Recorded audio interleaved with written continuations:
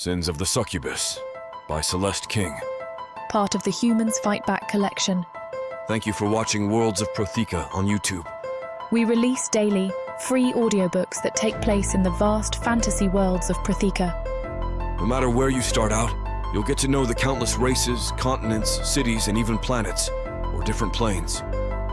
Orcs, demons, elves, nagas, vampires, and so much more. But unfortunately, YouTube stops us from sharing the spice factor of these stories in case of guideline violations.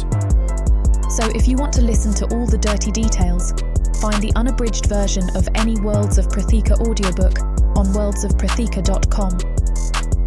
To make up for the inconvenience, we're giving our YouTube audience the chance at a 30% discount when you use code YouTube30. Don't forget to like this video to show your support, and subscribe to stay in the loop on daily content. Thank you for choosing Celeste King's Sins of the Succubus.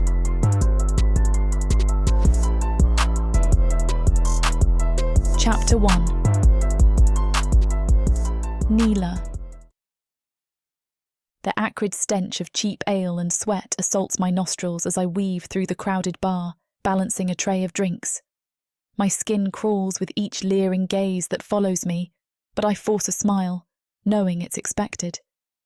The weight of the tray strains my arms, and I can feel my dress sticking to my skin in the stuffy air. "Hey, sweetheart," a gruff voice calls out. "How about a little extra service with that drink?" I turn, my stomach churning. The man's bloodshot eyes roam over my body, making me feel naked and exposed. "Sorry, sir, I'm just here to serve drinks," I reply, trying to keep my voice steady. His meaty hand grabs my wrist, yanking me closer. The sudden movement nearly causes me to drop the tray, and I wince at his vice-like grip. "Come on, don't be like that. Your husband says you're always available for the right price." My eyes dart to the bar where my husband, Thila, stands watching. His dark elven features twist into a cruel smirk as he nods, giving the patron permission. I feel a wave of despair wash over me, knowing there's no escape. My heart races, and I can taste bile in the back of my throat as I realise what's coming next. "Please," I whisper, my voice trembling as I try to pull away from the patron's iron grip. "I have other tables to serve. You're hurting me." The fear in my chest tightens, making it hard to breathe. I can feel the bruises already forming on my wrist. "Let her go," a new voice interrupts, firm and authoritative. "Can't you see she's not interested? Or are you too drunk to understand basic decency?" The grip on my wrist suddenly loosens, and I stumble back, nearly spilling the drinks on my tray. My heart races as I steady myself, looking up to see a young human man standing there. His eyes are blazing with righteous anger, fists clenched at his sides. "Mind your own business, boy," the first patron growls, rising unsteadily to his feet. "This doesn't concern you." "Thila is my business." Thyla's smooth voice cuts in as he approaches, his footsteps silent on the grimy floor. A chill runs down my spine at the sound. "And she'll do whatever I say she does." He turns to me, his obsidian eyes cold and unfeeling. "It's almost time for your dance, girl. Don't keep the customers waiting. You know how they get when they're impatient." I swallow hard, tasting bile in the back of my throat. My legs feel weak, but I force myself to nod. "Yes, husband," I murmur, my voice barely audible over the din of the bar. As I turn to leave, I catch a glimpse of the young man's face. The pity in his eyes makes me want to scream. As I make my way to the stage, I hear Thila addressing the young man. "You're new here. Let me explain how things work. My wife is the main attraction. For the right price, she'll do anything you want. Anything." The pole feels cold against my palm as I take my position. The lights dim, and the music starts. I begin to move, my body on autopilot as my mind drifts. How did I end up here? Forced into marriage at 18, sold like cattle to a man who sees me as nothing more than a commodity. As I spin around the pole, I catch glimpses of the crowd. Some faces are familiar, regulars who come to leer and grope. Others are new, like the young man who tried to help me. His face is a mix of pity and disgust. I finish my routine to raucous applause and catcalls. Thila's voice rises above the din. Who wants a private show with our star performer? The room erupts into a frenzy of raised hands and shouted bids. My stomach twists as I watch Thila's eyes gleam with greed. 50 gold for an hour. 75. 100. The numbers blur together, each one a nail in the coffin of my dignity. I stand there, frozen, as my husband's voice cuts through the chaos. Sold. To the gentleman in the back for 150 gold.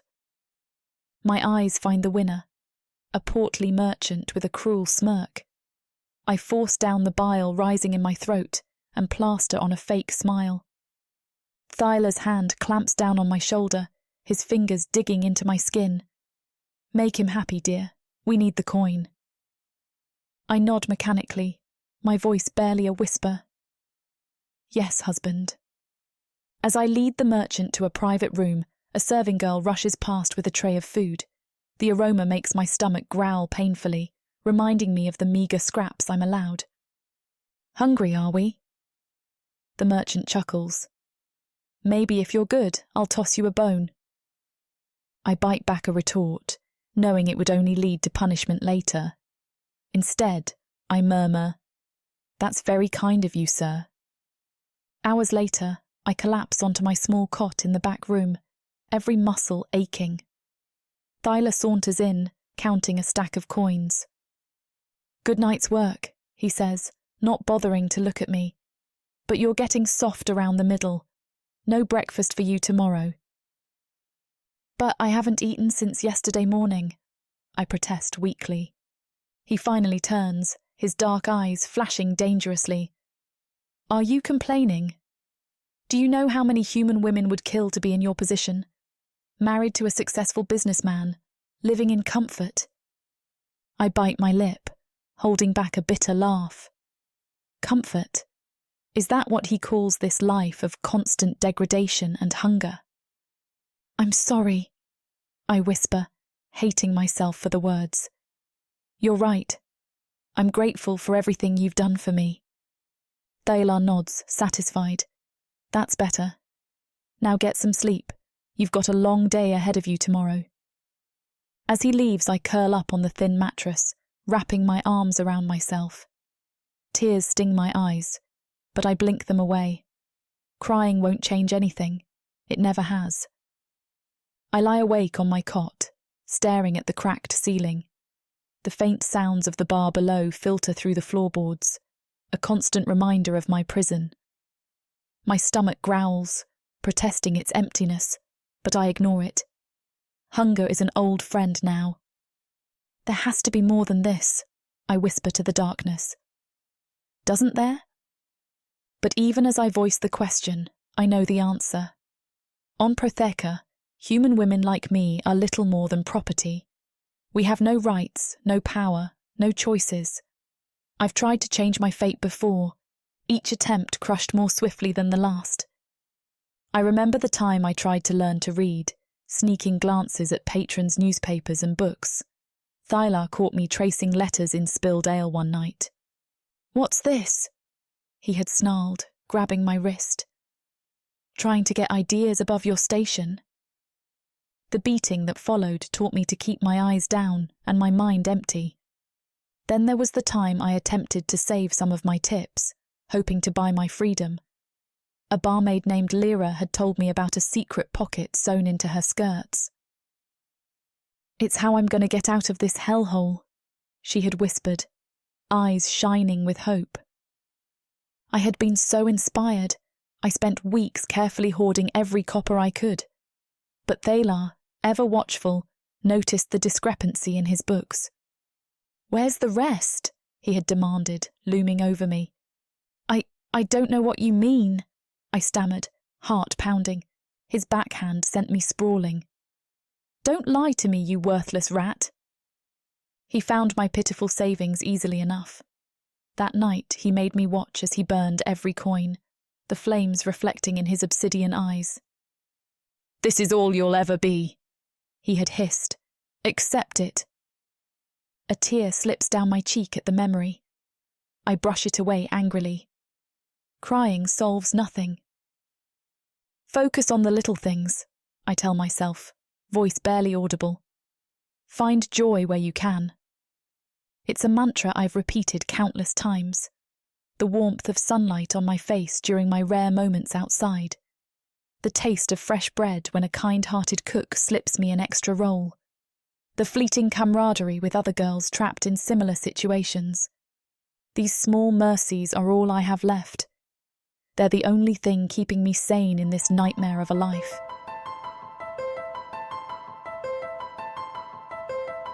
Chapter 2. Neela. I step off the stage, my skin crawling from the lewd comments and whistles that follow me like a pack of hungry wolves.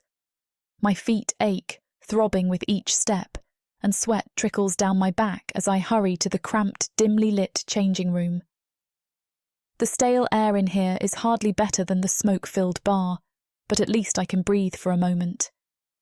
Nice moves out there, one of the other dancers says, her smile not quite reaching her eyes. I can see the same exhaustion and desperation in her gaze that I feel in my bones. I nod, not trusting my voice. How can I explain that their admiration feels like acid on my skin? That each catcall and groping hand chips away at what little self-respect I have left? Not that I would have to help her understand any of it. Peeling off my stage outfit, I slip into my waitress uniform, if you can call a scrap of fabric that barely covers anything a uniform. It's more like strategically placed bits of cloth held together by hope and a prayer. I catch a glimpse of myself in the cracked mirror and hardly recognise the woman staring back. Her eyes are hollow, her smile forced. I used to be so full of life, with dreams and aspirations. Now I'm just a shell, going through the motions. Taking a deep breath, I steel myself for what's to come. I push through the swinging door into the main bar, the hinges creaking in protest. The air is thick with smoke and the stench of cheap ale, assaulting my senses. Hungry eyes latch onto me immediately, and I can feel their gazes burning into my skin. Another night in hell begins. Well, well, look who's back. A gruff voice calls out. Come here, sweetheart. I've got something for you. I grit my teeth and plaster on a fake smile, my stomach churning with dread. What can I get you, sir? I ask, trying to keep my voice steady. Meaty hands grab at my waist, pulling me close. The stench of ale on his breath makes me want to gag. How about a taste of you, He slurs, his eyes roving over my body. I try to squirm away, but his grip tightens, his fingers digging into my flesh. I'm just here to serve drinks right now, I say, fighting to keep the panic out of my voice. He laughs, a harsh sound that makes my skin crawl. Oh, come on now. We both know that's not all you're here for. His hand slides lower, and I feel bile rise in my throat. Stop it, I hiss, finally wrenching free. My heart pounds as I back away, bumping into another patron. The room seems to spin around me, the leering faces blurring together. This one, a dark elf with cruel eyes, grabs my arm. His grip is like iron, and I can feel the malice radiating off him. Where do you think you're going, little human? Don't you know your place? Panic rises in my throat, threatening to choke me. I've dealt with handsy customers before, but something about today is different. It's like they've become obsessed as soon as they see me, their eyes glazing over with a hunger that terrifies me to my core. And unlike before, I don't feel all that keen on sitting and taking it. There's a fire building inside me, unfamiliar and dangerous. Please, I whisper, hating the tremor in my voice. I need to get back to work. But even as I say it, I know it's futile. The dark elf's grip tightens, and I can see the others closing in around me. I'm trapped, and for the first time in years I feel something other than fear and resignation. I feel rage. He yanks me closer, his breath hot on my ear. "This is your work, slave. Now, how about you and I find somewhere more private?" I shake my head frantically, my heart pounding in my chest. "No, I can't. My husband—" The words catch in my throat, fear and desperation clawing at me. "Your husband?" He laughs, the sound echoing through the bar, harsh and mocking. It sends a chill down my spine. "You mean your owner? He's the one who put you here, isn't he? Face it, girl. You're nothing but a toy for us to play with." His words cut deep, because I know they're true. The realization crashes over me like a wave of icy water, leaving me numb. I've always known it, but hearing it said so bluntly makes it 10 times more disheartening. My husband, my owner, he's the architect of my misery, the one who threw me to these wolves. And now, surrounded by leering faces and grasping hands, I feel more alone and helpless than ever before. "You're just a human woman," he sneers. "Who are they going to believe? You have no power here. If you know what's good for you, you'll take me in the back and do whatever I say." Something inside me snaps. Years of pent-up rage and humiliation surge through my veins like liquid fire. Without thinking, I grab the nearest glass and smash it against the dark elf's face. The satisfying crunch of glass meeting flesh echoes through the bar. "Don't you ever touch me again, arsehole!" I snarl, my voice barely recognizable.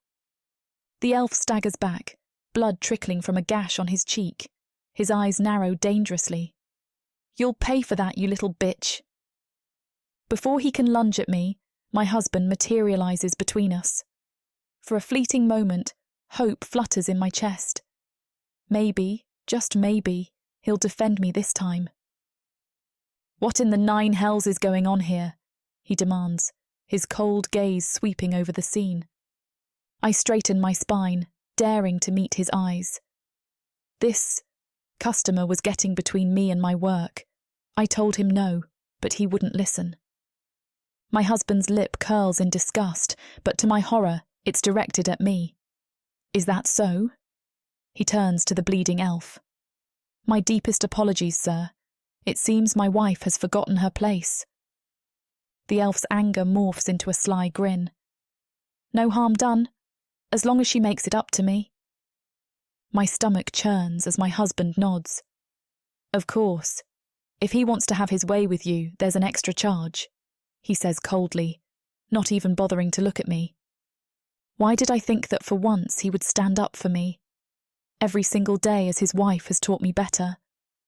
My husband's eyes flash dangerously. "The customer is always right, Neela.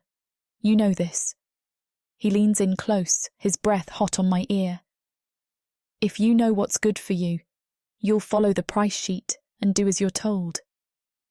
The dark elf customer chuckles, clearly enjoying my humiliation. "Well, what are we waiting for? I believe your lovely wife owes me some personal attention." I stand there, frozen, as the reality of my situation crashes down around me. Any remaining hope I had crumbles to dust. In this moment, I realize I truly am nothing more than property to be used and discarded at will. I follow the dark elf to one of the private rooms, my feet feeling like lead with each step. The door creaks shut behind us, and I flinch at the sound. It's like the closing of a cage, trapping me with this monster. "Well, well," he purrs, his eyes raking over me. "Looks like someone's got a bit of fire in her. I'm going to enjoy putting that out." I swallow hard, trying to keep my voice steady. "Let's just get this over with." He laughs, the sound grating on my nerves. "Oh no, sweetheart. After that little stunt you pulled. We're going to take our time." My stomach churns as he approaches, his fingers trailing along my arm. I want to recoil, to run, to fight, but I know it's useless. This is my life now, my punishment for daring to stand up for myself.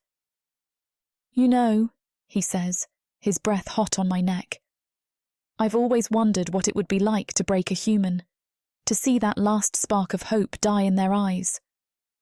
I clench my fists, anger and fear warring inside me. But there's something more. Something is changing. The spark he wants to extinguish isn't dying. It's changing, morphing into something darker, more dangerous. I may not have hope, but I have rage. And as his hands close around my throat, I feel it building, an inferno waiting to be unleashed. Chapter 3. Dremlor. I move through the bustling streets of Protheka, my senses attuned to the ebb and flow of mortal emotions. Boredom gnaws at me, a constant companion in this realm of predictable suffering. The cacophony of mundane lives grates on my nerves, each petty concern and fleeting joy a reminder of how far I've fallen from the glorious chaos of the abyss. Suddenly, a wave of despair crashes over me, so potent it nearly stops me in my tracks. The intensity of it is intoxicating. "What in the abyss?" I mutter, my eyes narrowing as I scan the area. The taste of such raw anguish is a delicacy I haven't savored in eons. The source isn't immediately apparent, hidden among the sea of insignificant mortals. I push through the crowd, ignoring the startled yelps of those who brush against my imposing form. Weaklings, the lot of them. They shrink away, their instincts warning them of the predator in their midst. The despair grows stronger with each step, pulling me like a siren's call. It's magnetic, irresistible. I have to find its origin, to bask in its exquisite misery. Whatever, or whoever, is emanating such delicious suffering might just be the cure for my endless boredom. "Watch where you're going, you oaf!" An elven woman snaps as I bump into her. I barely spare her a glance. "Silence, worm!" I growl, my voice carrying an otherworldly timbre that makes her shrink back in fear. As I round a corner, I spot a seedy bar tucked away in a dingy alley. The waves of despair emanate from within, stronger than anything I've felt in centuries. Intrigued, I pause to observe. Two dark elves stumble out, their raucous laughter grating on my nerves. "Did you see the look on that human bitch's face?" One slurs. "Priceless!" His companion guffaws. "Yeah, she thought her husband would actually defend her, as if..." Their words pique my interest further. I approach the bar's entrance, adjusting my dark elf disguise with a simple thought. The stench of cheap ale and unwashed bodies assaults my nostrils as I push open the door. Inside, the cacophony of drunken voices and clinking glasses fills the air. But beneath it all, I sense it. That exquisite despair, more potent than the finest whiskey. "Hey, newcomer!" a gruff voice calls out. "You looking for some fun?" I turn to see a burly dark elf leering at me, his eyes glazed with intoxication. I brush off the drunken elf with a dismissive wave, my eyes scanning the dimly lit room. That's when I see her. A human woman, moving between tables with a tray of drinks, her movements graceful despite the chaos around her. The despair radiates from her like heat from a forge, and I'm instantly captivated. I lean against the bar, my eyes fixed on the human woman as she navigates the chaotic room. Her hair, a cascade of midnight silk, falls in gentle waves down her back, catching the dim light with each graceful movement. It's a stark contrast to her porcelain skin, which seems to glow despite the grimy surroundings. Her eyes, though, they're something else entirely. Feline-like and captivating. They hold a depth I've rarely seen in mortals. But it's the pain lurking in their depths that truly draws me in. Such exquisite suffering, barely contained behind those mesmerizing orbs. As she turns to serve another table, I take in her figure. She's slender, almost too much so, as if she's been deliberately kept on the edge of hunger. Her curves, while subtle, are undeniably feminine. Her breasts, not overly large but perfectly proportioned to her frame, strain against the flimsy fabric of her uniform. Ah, that uniform. It's a mockery of decency, barely covering what it should while leaving little to the imagination. The fabric clings to her like a second skin, accentuating every curve and hollow. It's designed to entice, to make her an object of desire for these pathetic creatures surrounding her. But there's something else about her, something that goes beyond mere physical beauty, invisible to these drunken fools, but clear as day to my demonic senses. "Who's that?" I ask, grabbing the arm of a passing patron. The elf sneers. "That's Neela, the owner's wife. Quite the piece of ass, ain't she?" I release him, my gaze never leaving the woman. There's something different about her, something that sets her apart from the other pathetic mortals in this cesspool. I settle into a corner booth, observing Neela throughout the night. Her beauty is undeniable, even by elven standards. But it's more than that. There's a depth to her, a complexity that I can't quite place. As she passes my table, I catch a whiff of her scent. It's intoxicating, laced with something familiar, something that shouldn't be there. "Ailey," I growl as she approaches. Neela nods, her eyes never quite meeting mine. "Right away, sir." When she returns with my drink, I reach out to take it from her.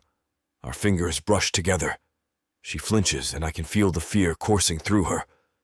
But beneath that, there's power. Raw, untapped potential. I lean back in my chair, the cheap wood creaking under my weight. The ale sits untouched before me, a prop in this mortal charade. My eyes follow Neela as she weaves through the crowd, her movements a dance of grace and resignation.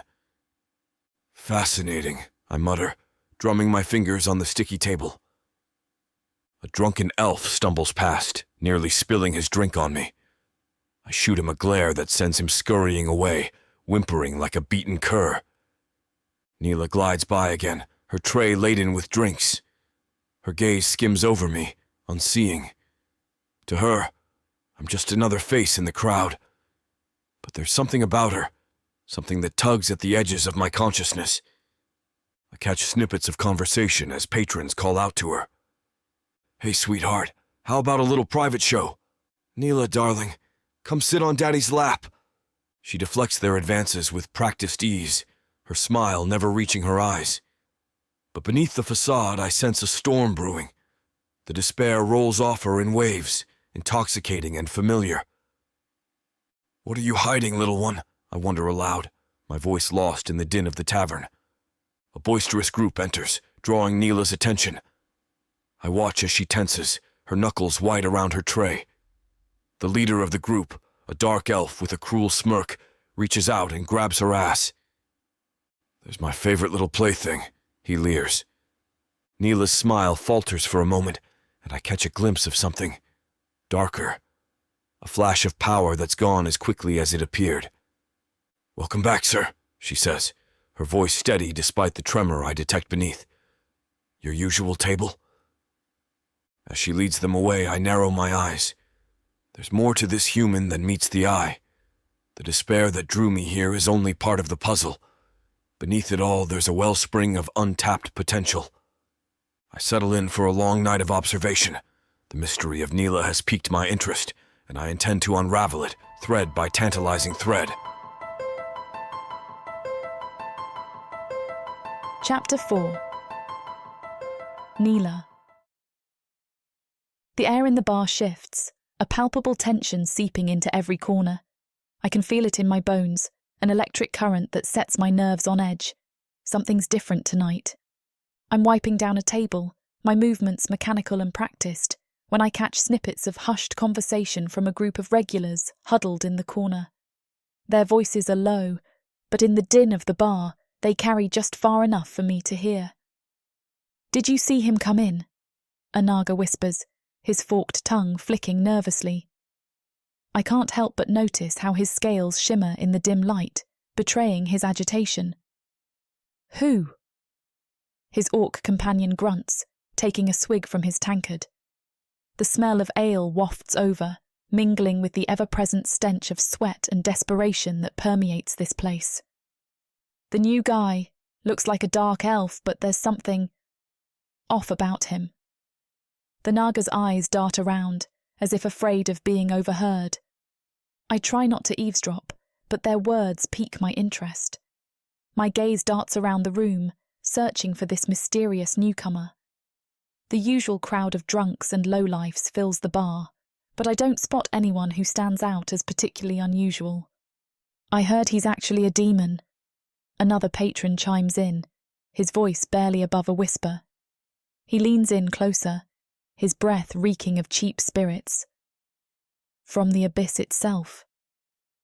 A chill runs down my spine, raising goosebumps on my arms. A demon. Here.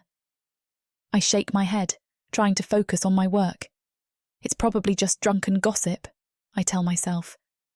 But I can't shake the feeling of unease that settles over me like a heavy cloak. In a place like this, even the wildest rumours sometimes turn out to be true. But as I move between tables, I can't shake the feeling of being watched. It's different from the usual leers and hungry stares I'm accustomed to. This gaze feels heavier, more intense. I chance a glance towards the bar and freeze.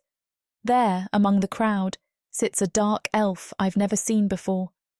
His eyes, pitch black and bottomless, are fixed on me. A smirk plays at the corners of his mouth, and I swear I see a flash of something inhuman in his features. My heart races. Could the rumours be true? Neela! My husband's sharp voice cuts through my thoughts. Stop gawking and get back to work. I jump, nearly dropping my tray. Sorry, I don't care what you were just doing, he snaps.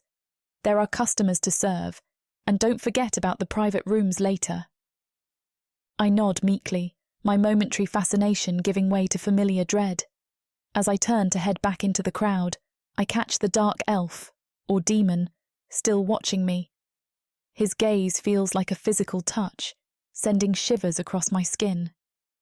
With all the different beings who desire me, it makes a twisted kind of sense that a demon from another plane would want me too. But there's something different about this one. Something that makes me both terrified and curious. I weave through the crowded bar, balancing a tray of drinks. The air is thick with smoke and the stench of cheap ale. My skin crawls as hands grab at me, but I've learned to dodge them without spilling a drop. It's a skill I wish I'd never had to learn. As I set down the last mug, a familiar voice cuts through the din. Neela, a word. My stomach drops. It's my husband, and he doesn't sound pleased. I turn to face him, forcing a neutral expression. Yes? He grabs my arm, his fingers digging into my flesh. In the back, now. I follow him to the storeroom, my heart pounding. The door slams shut behind us, and he rounds on me. You've caught someone's eye, he says, his voice low and dangerous. Someone important. I swallow hard. What do you mean? Don't play dumb, he snaps. The demon. He's been asking about you. My blood runs cold. Demon? I don't... Save it. He cuts me off. Word of your talents must have spread further than we thought. A cruel smile twists his lips. Congratulations, wife. You're moving up in the world. I feel sick. I don't want... What you want doesn't matter. He hisses, grabbing my chin. You'll do whatever he asks, understand? Whatever it takes to keep him happy. Memories flood my mind. Countless nights of degradation, of being used and discarded, things no loving husband would ever demand. I try to speak, but my voice fails me. This could be big for us, he continues, his eyes gleaming with greed. A demon client. Think of the connections, the power. Us, I finally managed to choke out. There is no us. There's you, and there's the property you married. His hand cracks across my face, the sound echoing in the small room. Watch your tongue, he growls. Remember your place. I taste blood, but I don't back down. My place? You mean on my knees? Or bent over a table? Another slap, harder this time. That mouth of yours is going to get you in trouble one day, he snarls. Now get back out there and make sure our new friend is well taken care of. And Neela. His grip on my arm tightens painfully. Don't disappoint me. He shoves me towards the door, and I stumble out, my cheek stinging and my heart heavy. As the pain pulses through me, my mind drifts back to a time when life held promise. I remember sitting by the river near our village, weaving flower crowns and dreaming of the day I'd meet my true love. In my childish fantasies, he was always kind and gentle, with eyes that sparkled when he looked at me. A bitter laugh nearly escapes my lips. How naive I was. Reality crashes down on me as I hear the rowdy voices from the bar.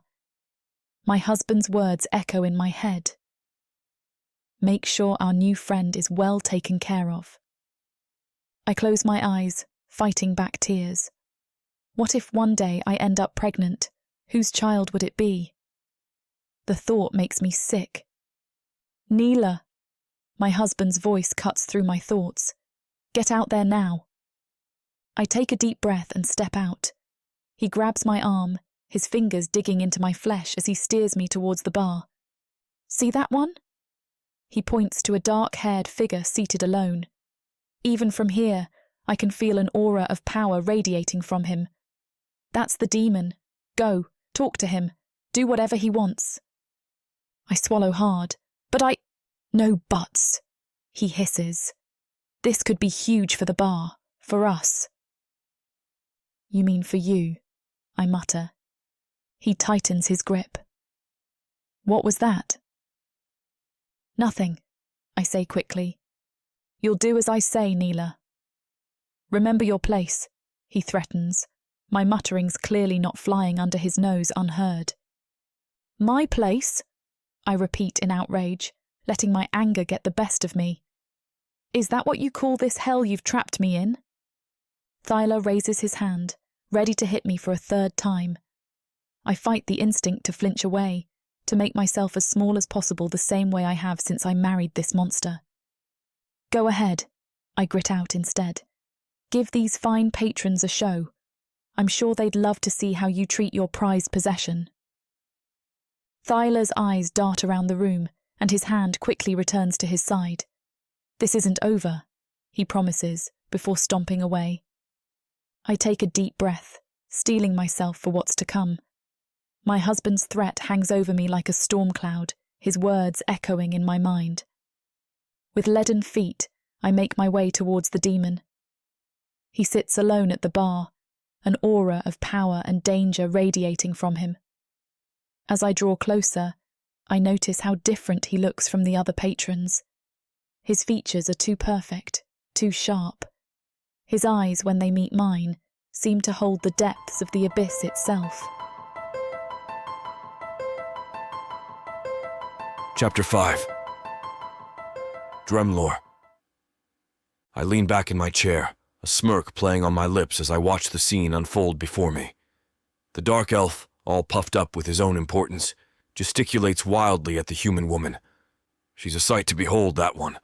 Her feline eyes flash with a fury that would make lesser beings cower. You'll do as I say, Neela, the dark elf snarls, his voice grating on my nerves. Remember your place.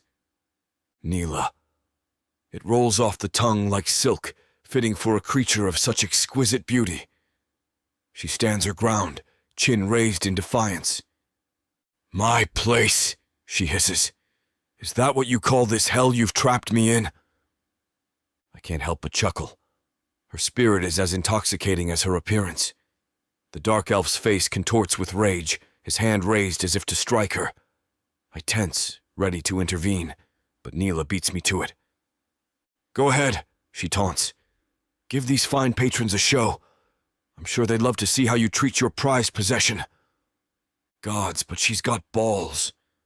I've seen countless beings in my time, but never one quite like her. The despair that drew me here still clings to her like a second skin, yet beneath it burns a fire that refuses to be extinguished. The dark elf lowers his hand, his eyes darting around the room. This isn't over, he growls before stomping off. Neela's shoulders sag, the fire in her eyes dimming. She turns, catching my gaze. For a moment, the world falls away. Those eyes, they're not just beautiful, they're irresistible. I watch as Neela approaches, her steps graceful despite the weight of despair hanging on her shoulders. Damn, she's even more captivating up close. Those feline eyes draw me in, threatening to unravel my carefully crafted disguise. "Welcome to our humble establishment," she says, her voice a low, melodious purr. "I'm Neela. Is there anything I can do for you tonight?"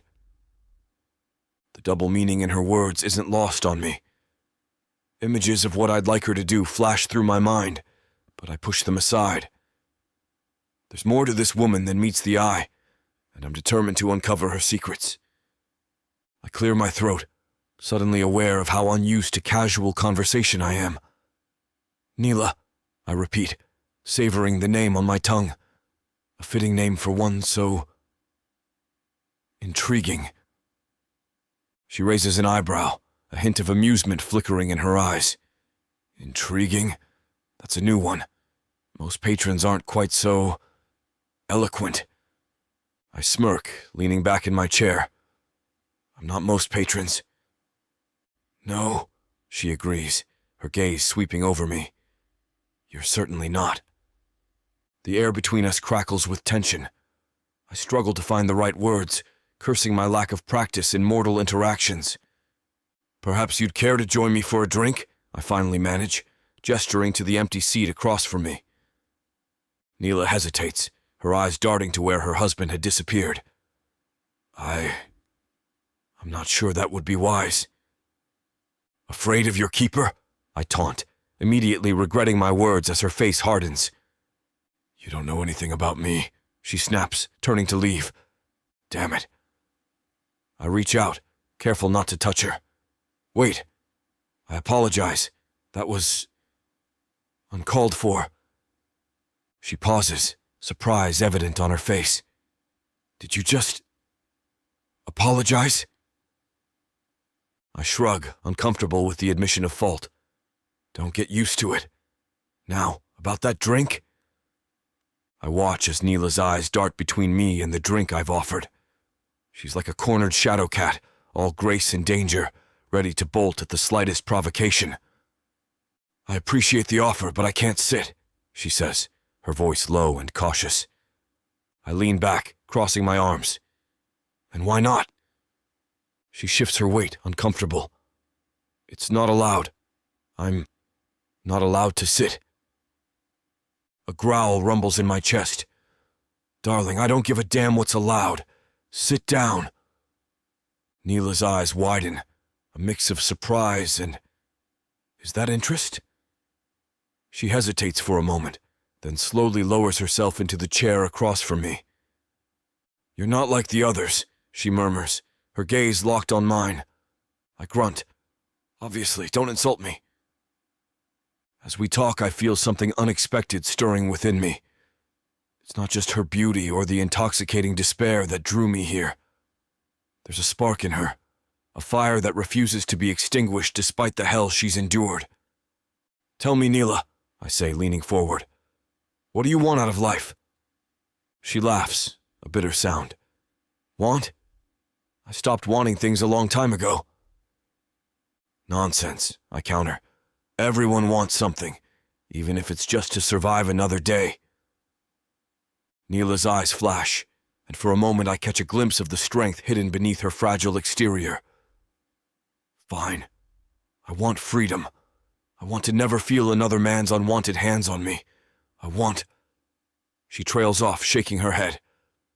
"Go on," I urge. I can sense it, her anger, her fury, and it's delicious. "I want to burn this whole damn place to the ground," she whispers fiercely. I can't help but grin. Now that's more like it. I've lived for eons, seen civilizations rise and fall, but I've never felt anything quite like this. Neela seems equally affected. The suspicion in her eyes gradually gives way to curiosity, then to something warmer. She leans in, drinking in every word I say like a parched traveler at an oasis. "I I've never met anyone like you, she admits, a shy smile playing on her lips. I lean back, smirking. Of course you haven't.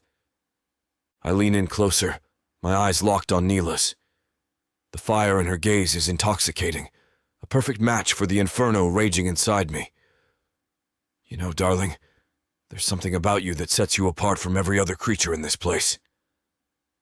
Neela's lips curl into a smirk. Oh? And what might that be? You've got balls, I growl, a grin spreading across my face. Most mortals would have pissed themselves by now, sitting across from someone like me. She leans back, crossing her arms. Maybe I'm not like most mortals. No, you're not, I agree, raising my glass in a mock toast. Two unique creatures in a world full of boring things. Neela laughs, a genuine sound that sends a shiver down my spine. I'll drink to that, she says, clinking her glass against mine. As we talk, I notice a change in Neela. The fear and hesitation that clouded her eyes earlier begin to fade, replaced by a growing confidence. She matches me quip for quip, her wit as sharp as a dagger. You know, she says, leaning forward conspiratorially, most men who come in here are all hands and no substance. I snort. Trust me, darling. I've got plenty of both. Her eyes rake over me, lingering on my chest before meeting my gaze again. I don't doubt it. The air between us crackles with tension. I find myself leaning in, drawn to her like a moth to flame. Tell me, Neela, I murmur, my voice low and husky. What would you do if you could leave this place? She pauses, considering. I'd see the world, she says finally. I'd go wherever I wanted, do whatever I pleased. No one telling me what to do or how to act. Sounds like freedom, I muse. Freedom, she echoes, her eyes distant. I wonder what that feels like. I lean back, studying Neela with growing frustration. What in the abyss is it about this woman? Her despair drew me here like a moth to flame, and her anger. Damn, it's intoxicating. But there's something else. Something that's driving me mad trying to figure out. You're not what I expected, I growl, narrowing my eyes.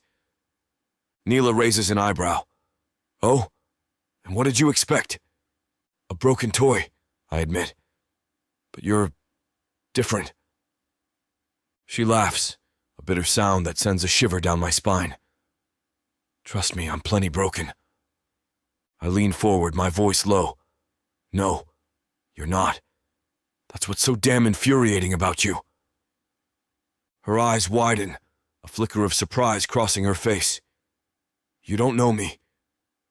I know enough, I counter. I've seen countless souls crushed under the weight of their misery. But you're still fighting. Neela's jaw clenches. What choice do I have? She stands, taking her last sip to show that she's done her part, before excusing herself to get back to work. Oh, everyone has a choice, and I'm more than ready to make mine. Chapter 6. Neela. I can't shake the feeling that Dremlor's presence in our bar is more than mere coincidence. A demon of his caliber, and I assume he has plenty of rank by the way he carries himself, doesn't just stumble into a place like this without an agenda. The way his eyes follow me, it's clear he wants something. Probably just looking to get laid, like all the rest. But there's something different about him. Something that makes my skin prickle with a mix of fear and excitement. I push the thought away, disgusted with myself. I force a smile and continue my rounds, refilling drinks and dodging wandering hands. It's all part of the job, but tonight the routine feels heavier than usual.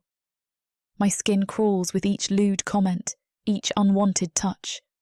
The air feels thick, oppressive, like it's trying to suffocate me. I take a deep breath, trying to steady myself. Another round for table 3, I mutter to myself, loading up my tray. The glasses clink together as I balance them carefully, my hands shaking slightly. I've done this 1,000 times, but tonight, everything feels off-kilter. As I weave through the crowd, I catch sight of my husband. His face is twisted in anger, eyes boring into me. Great. What now?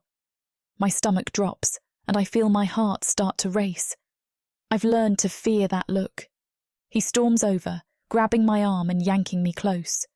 The tray wobbles dangerously, and I struggle to keep it steady. What in the abyss do you think you're doing?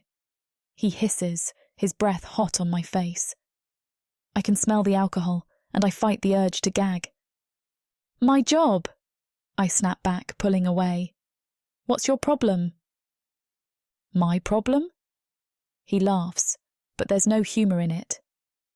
My problem is that high and mighty demon over there hasn't so much as touched you. You're supposed to be entertaining him, not playing waitress. I glance over at Dremlor, who's watching our exchange with mild interest. He hasn't asked for anything else, I say, keeping my voice low. Then make him ask. My husband's grip tightens. Go over there and offer him a private dance. Show him what you're good for. The words sting, but I'm used to it. And if he's not interested, then you're not trying hard enough. He shoves me towards Dremlor's table. Don't come back until you've sealed the deal. We need his business. I stumble, catching myself on a nearby chair. The patrons nearby laugh, thinking it's part of the show. If only they knew. Taking a deep breath, I straighten my clothes and plaster on my best fake smile. Time to see what this demon really wants. I saunter over to Dremlor's table, my hips swaying with practiced allure. My stomach churns, but I force a coy smile. Can I interest you in something more personal? I purr, trailing a finger along the edge of his glass. Dremlor's eyes flicker with understanding, but he simply lifts his empty glass. Just a refill if you don't mind. I blink, caught off guard. Of course, I manage, grabbing his glass. As I turn to leave, his voice stops me. You don't have to do this, you know. I freeze, then slowly face him again. I don't know what you mean. He leans back, his gaze intense. I think you do. I rush back to the bar, Dremlor's glass clutched tightly in my trembling hands. My heart races, knowing I've failed yet again. Before I can even reach for the bottle, Thila's there, his eyes blazing with barely contained fury. Neela, a word. I flinch instinctively, my body tensing as if preparing for a blow. With a resigned sigh that feels like it's dragged from the depths of my soul, I turn to face my husband, steeling myself for the inevitable. What are you doing? Thila hisses, his fingers digging into my arm as he yanks me close. His breath, hot and reeking of cheap liquor, washes over my face. I told you to seal the deal with him, not get him drunk. Are you really that useless? I'm trying, I protest weakly, attempting to pull away from his iron grip. My voice sounds pathetic even to my own ears. He's not interested in anything else. I swear I've done everything you... Thila's face contorts with rage, his features twisting into something truly monstrous. Liar! You're sabotaging me, aren't you? Trying to ruin my business? Is that your pathetic little plan? No, I stammer, fear closing my throat. Don't lie to me. He shoves me against the bar, the edge digging painfully into my back. His fingers dig deeper into my shoulders, and I know I'll have fresh bruises to hide tomorrow. You think I don't see what you're doing? You're holding back on purpose, you ungrateful little bitch. I squeeze my eyes shut, bracing myself for whatever comes next. In this moment, I almost wish Dremlor had taken me up on my offer. Anything would be better than this. Before anything else can happen, the announcer's voice booms through the bar. Gentlemen, put your hands together for our star attraction, the enchanting Neela. I close my eyes, exhaling slowly. Duty calls, I mutter, setting down Dremlor's glass and heading backstage. The familiar beat pulses through the air as I step onto the stage. My body moves on autopilot, undulating to the rhythm. I wrap my legs around the pole, spinning gracefully. The crowd hoots and hollers, but I barely hear them. As I arch my back, my gaze lands on Dremlor. He's moved closer, his eyes fixed on me with an intensity that makes my breath catch. There's something different in the way he watches, not the usual lust or greed, but curiosity, recognition. I slide down the pole, my movements fluid and sensual. My hands trace the curves of my body, but my focus remains on Dremlor. He leans forward, his brow furrowed as if trying to solve a puzzle. Emboldened by his attention, I push myself further. I climb the pole, muscles straining as I hold myself horizontal. The crowd gasps, but Dremlor's expression doesn't change. He's looking past the performance, seeing... What? The music pulses through me, but it's not what drives my movements anymore. It's him, Dremlor. His gaze burns into me, igniting something I've never felt before. The crowd fades away, their leering faces blurring into nothingness. It's just me and him. I slide down the pole with a fluid grace I didn't know I possessed. My eyes lock with his, and a jolt of electricity shoots through me. What is this feeling? My body moves of its own accord, each twist and turn designed to captivate him. I'm no longer dancing for the crowd or for my husband's profits. I'm dancing for Dremlor, and only Dremlor. As I spin, I catch glimpses of his face. His expression is intense, focused. He's not ogling me like the others. He's studying me, like I'm a puzzle he's desperate to solve. The realization thrills me. For once, I'm not just a piece of meat to be devoured. I'm a mystery to be unravelled. I push myself harder, executing moves I've never dared attempt before. My muscles strain, but I barely notice the burn. All that matters is holding his attention. "You're different," I hear him murmur, his voice somehow carrying over the pounding music. I pause, hanging upside down on the pole. "So are you," I breathe back. His lips quirk into a half smile. It makes my heart leap in my chest. The song's ending, but I don't want this moment to end. I slide down, landing gracefully on my feet. The crowd erupts in cheers, but their applause sounds distant and hollow. Dremlor stands, his eyes never leaving mine. He takes a step towards the stage, and my heart races. What's happening to me? "Neela." My husband's harsh voice shatters the spell. "Private room, now." I blink, reality crashing back in. The crowd's back, their hungry eyes devouring me. And Dremlor. He's still watching, but now there's something else in his gaze. Anger? Protectiveness?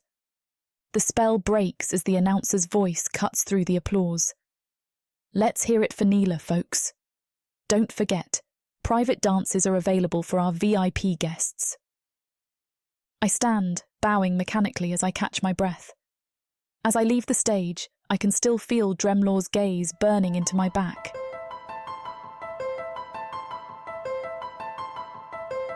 Chapter 7. Dremlor. I watch Neela dance, her movements captivating and graceful. There's an otherworldly quality to her performance that goes beyond mere physical beauty. As I observe more closely, realization dawns on me. The patron's intense focus suddenly makes sense. Her allure isn't just physical, it's supernatural. No wonder they can't look away.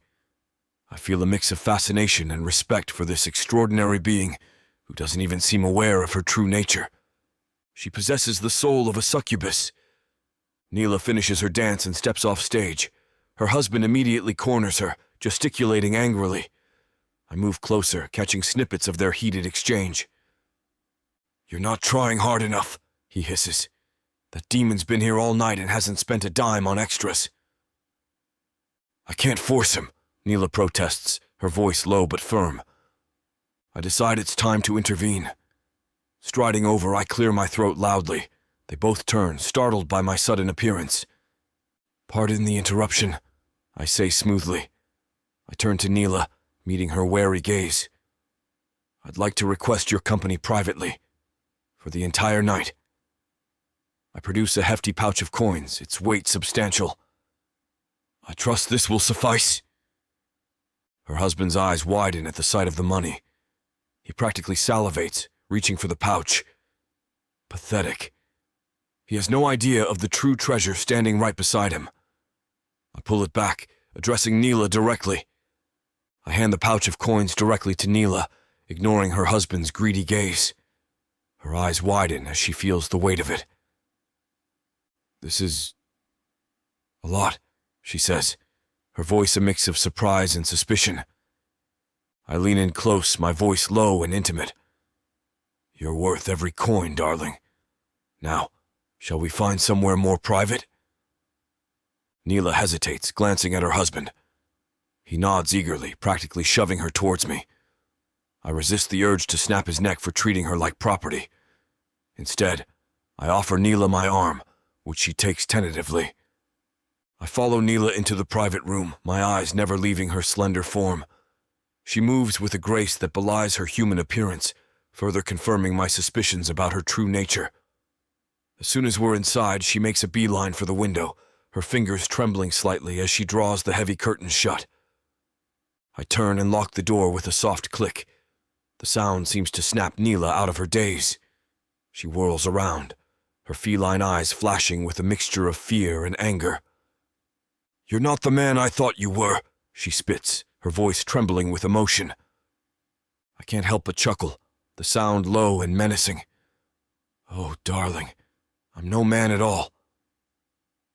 With those words, I allow my glamour to fade. My form shifts and grows, skin darkening to a deep crimson, horns sprouting from my forehead. Wings unfurl from my back, stretching to their full span in the confines of the room. Neela's eyes widen, a small gasp escaping her lips. What? You really are a demon? Do not compare me to your pathetic mortal husband, I growl, my voice now a deep, otherworldly rumble. And you, my dear, are so much more than you realize. I take a step towards her, noting how she doesn't cower or run. Instead, she stands her ground, chin lifted defiantly. What do you mean? She demands, her voice steadier now. I reach out, my clawed hand gently cupping her face. You are magnificent. Don't lie to me, she hisses, and for the first time there's a tremble in her chin. She bites her pouty bottom lip before snapping her head in a different direction. You led me to believe that you were different, that you wanted something other than this. She makes a defeated gesture at her body. Incredulity flashes through me, setting my blood ablaze with a mixture of anger and indignation. How dare she think so little of herself? I've seen worlds forged from less fire than the one that burns within her. It's time she sees it too. I close the distance between us in a single stride, my hand reaching out to grasp her slender wrist. She gasps, her eyes widening as I pull her against me. Her body is rigid with surprise, but I can feel the rapid thrum of her heartbeat, a rhythm that matches the fervor coursing through my own veins. Never, I growl, my voice a low rumble that echoes off the walls of the room. Speak of yourself that way again. Before she can respond, I capture her lips with mine. The kiss is fierce and claiming, a brand that sears away any doubt of my intentions. She's stiff for a moment, then her body melts into mine, her hands fisting in the fabric of my shredded shirt as she kisses me back with a hunger that's been starved for far too long. I break the kiss, my breath coming heavy as I stare into her wide eyes. I haven't lied to you, not even once, I say, my voice firm. You are magnificent, Neela, and I will prove it to you. She tries to pull away, her lips parting to utter another denial, but I won't allow it. I kiss her again, harder this time, my hands roaming over her body, mapping out every curve and contour. She moans, then trying to cover her mouth in shock. I growl, my voice a low rumble that reverberates through the room. Let me hear you, Neela. Every sound, every breath. Don't hold back. Her eyes widen, a mix of defiance and desire swirling in their depths. "You're a liar," she hisses, her breath hot against my skin. Without warning, I scoop her up, my hands gripping her thighs. She gasps, instinctively wrapping her legs around my waist. I press her against the wall, my lips finding the soft skin of her neck. "Liar?" I murmur between kisses. "I may be a demon, but I'm not scum like your husband." Neela stiffens in my arms, her nails digging into my shoulders. "Don't," she snaps. "I don't want to talk about him." I pull back, meeting her gaze. "Fair enough." My hands slide up her sides, feeling the curves of her body. "Let's focus on us, then." She shivers, her lips parting slightly. I can feel the heat radiating from her, smell the intoxicating scent of her arousal. It's driving me wild, stoking the fire in my veins. "Us," she whispers, her voice trembling. "There is no us. This is just business." I laugh, the sound dark and rich. "Oh, darling, this is anything but business." I capture her lips again, swallowing her protest. She responds with a fervor that matches my own, her fingers tangling in my hair. When we break apart, we're both breathing heavily. "Tell me you want this," I demand, my voice husky with need. Neela hesitates, conflict clear in her eyes. Then something shifts. A spark of defiance, of hunger, flares to life. "I want this," she admits, her voice barely above a whisper. "I want you." YouTube won't allow us to post the rest of this spicy scene, so if you want me to describe all the dirty details, you'll have to find the unabridged version of this audiobook and many others on worldsofprotheka.com. To make up for the inconvenience, use the code YouTube30 for a 30% discount on all digital products, including ebooks and our library of unabridged, uncensored audiobooks. Back to the story. In a world of elves, demons, and liches. What would you choose? Power? Or passion? Would you stab the monster in the back? Or take him to bed? The immersive fantasy audiobook bundle has it all. Go to worldsofprotheka.com to get access. Use code YouTube30 to get an additional 30% off. Protheka's magic is eternal. Audio bundles will make it immersive. Chapter 8. Neela. The start of this chapter is just as spicy as before. Go to worldsofprotheka.com and get your hands on the unabridged audiobook where all of the spice is left intact. Use discount code YouTube30 to get 30% off of all digital products. Story after story, audiobook after audiobook. Shall we continue? His voice, husky and low, cuts through the haze of my pleasure. "Neela," he says, "you're a succubus." A laugh, half delirious with the pleasure he's given me, bubbles out of me. "What are you talking about?" I manage to gasp, my hands clawing at the cushions beneath us. Dremlor's eyes bore into mine. "You have demon blood in you," he insists, his pace relentless. "It's why you affect everyone around you so strongly. It's why I'm so drawn to you." I shake my head, unable to process his words. That's insane," I stammer, even as something deep within me stirs in recognition of the truth in his claim. He leans in, his breath hot against my ear. "Think about it, Neela. How many times have you been told you're irresistible?" Images flash through my mind, men and women alike, their eyes following me hungrily as I moved through the bar, the way patrons would fight for the chance to have me for themselves. His words, a mixture of madness and truth. "You're insane," I hiss through clenched teeth. "Am I?" he growls, his eyes burning into mine. "Tell me, Neela, how many times have you felt this pull, this hunger that you can't explain?" It's not possible," I manage to gasp out, even as my body betrays my words. He leans down, his lips brushing against my ear as he speaks. Deny it all you want, but your body knows the truth. You're a succubus, Neela, born to crave the darkness, to thrive in it. His words ignite something within me, a spark of recognition that I can't ignore. I've always been different, always felt this insatiable hunger that food could never sate. Could it be true? As the truth of Dremlor's words sinks in, a strange sense of liberation washes over me. The world around us blurs, replaced by the fiery intensity of his gaze. The room, once filled with shadows, now seems to glow with an ethereal light, as if reflecting the burning core within us both. So sorry to interrupt again, but this chapter just keeps getting hotter and hotter, and YouTube won't let us put it on the air. To get access to the unfiltered version of this scene, go to worldsofprotheka.com and use discount code YouTube 30 for 30% off on all digital products at checkout. Now let's pick up where we left off. Oh my gods, I'm a succubus! Chapter 9. Neela. I stumble out of the private room, my mind reeling from the revelation.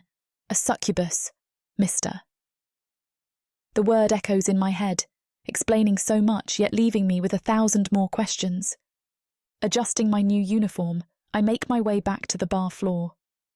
The usual cacophony of drunken laughter and clinking glasses feels distant, muffled by the thundering of my own thoughts. "Hey, sweetheart! Another round over here!"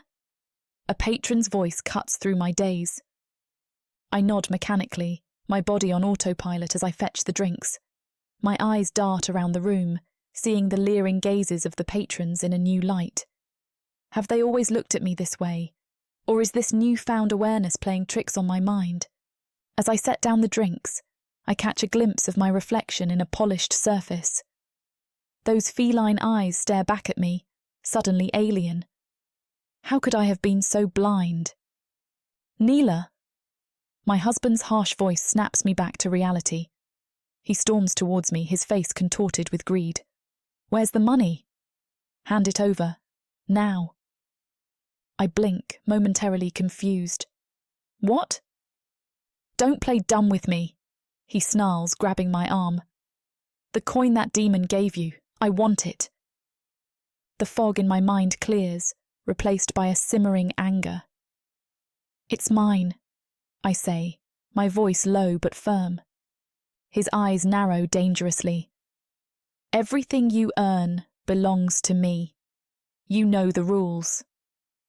"Screw your rules," I spit out, surprising myself with the venom in my voice. His hand flies out, striking me across the face.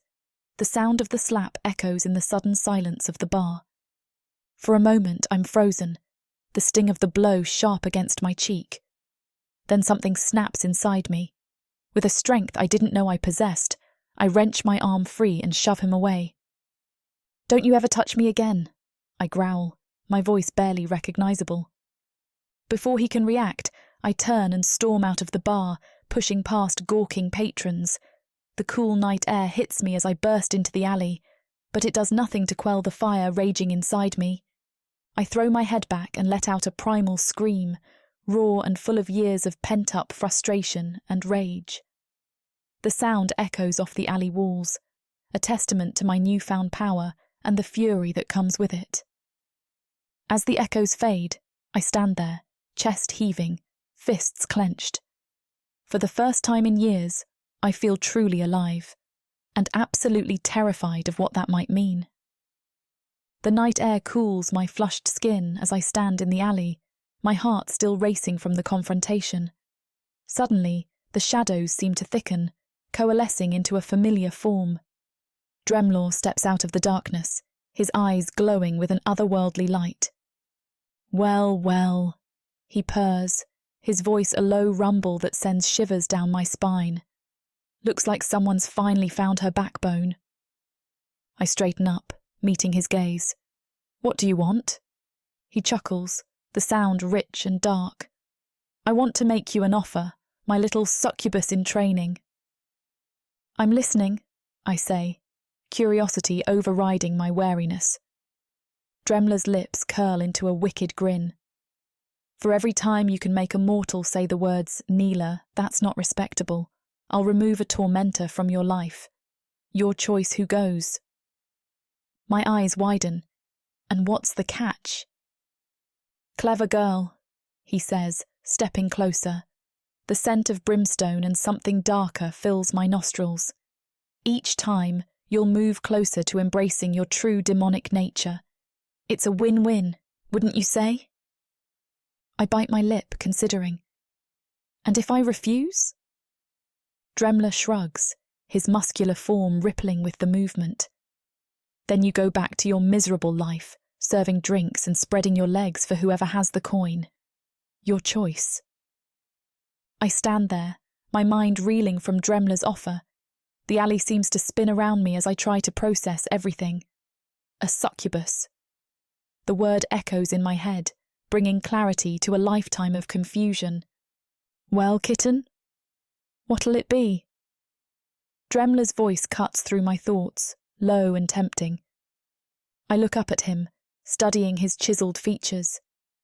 If what you're saying is true, it explains everything. The way people have always looked at me. Why my father sold me off. Dremlor steps closer, his arm snaking around my waist. I should pull away, but I can't. His touch sends electricity through my body. Your dear husband buying and training you, he adds, his breath hot against my ear. Men have always exploited your nature, Neela. It's time you took control. I shiver, not entirely from the night air. And your offer, you'd really help me get rid of them. He chuckles, the sound vibrating through me. One by one they'll disappear. All you have to do is embrace who you truly are. His fingers trace my jawline, tilting my face up to his. I meet his gaze, those otherworldly eyes burning with desire and something darker. I don't know if I can do that, I whisper, even as my body leans into his touch. Dremlor's lips curl into a wicked grin. Oh, I think you can. I think you want to. He leans in, his scent, brimstone and dark promises, overwhelming my senses. Just imagine it, Neela. No more grasping hands, no more leering patrons. You'd be free. My breath catches in my throat. Freedom. It's a concept so foreign, so tantalizing, that it makes my head spin. And what about you? I ask, surprising myself with my boldness. What do you get out of this? He laughs, a rich, dark sound that sends shivers down my spine. Let's just say I have a vested interest in your development.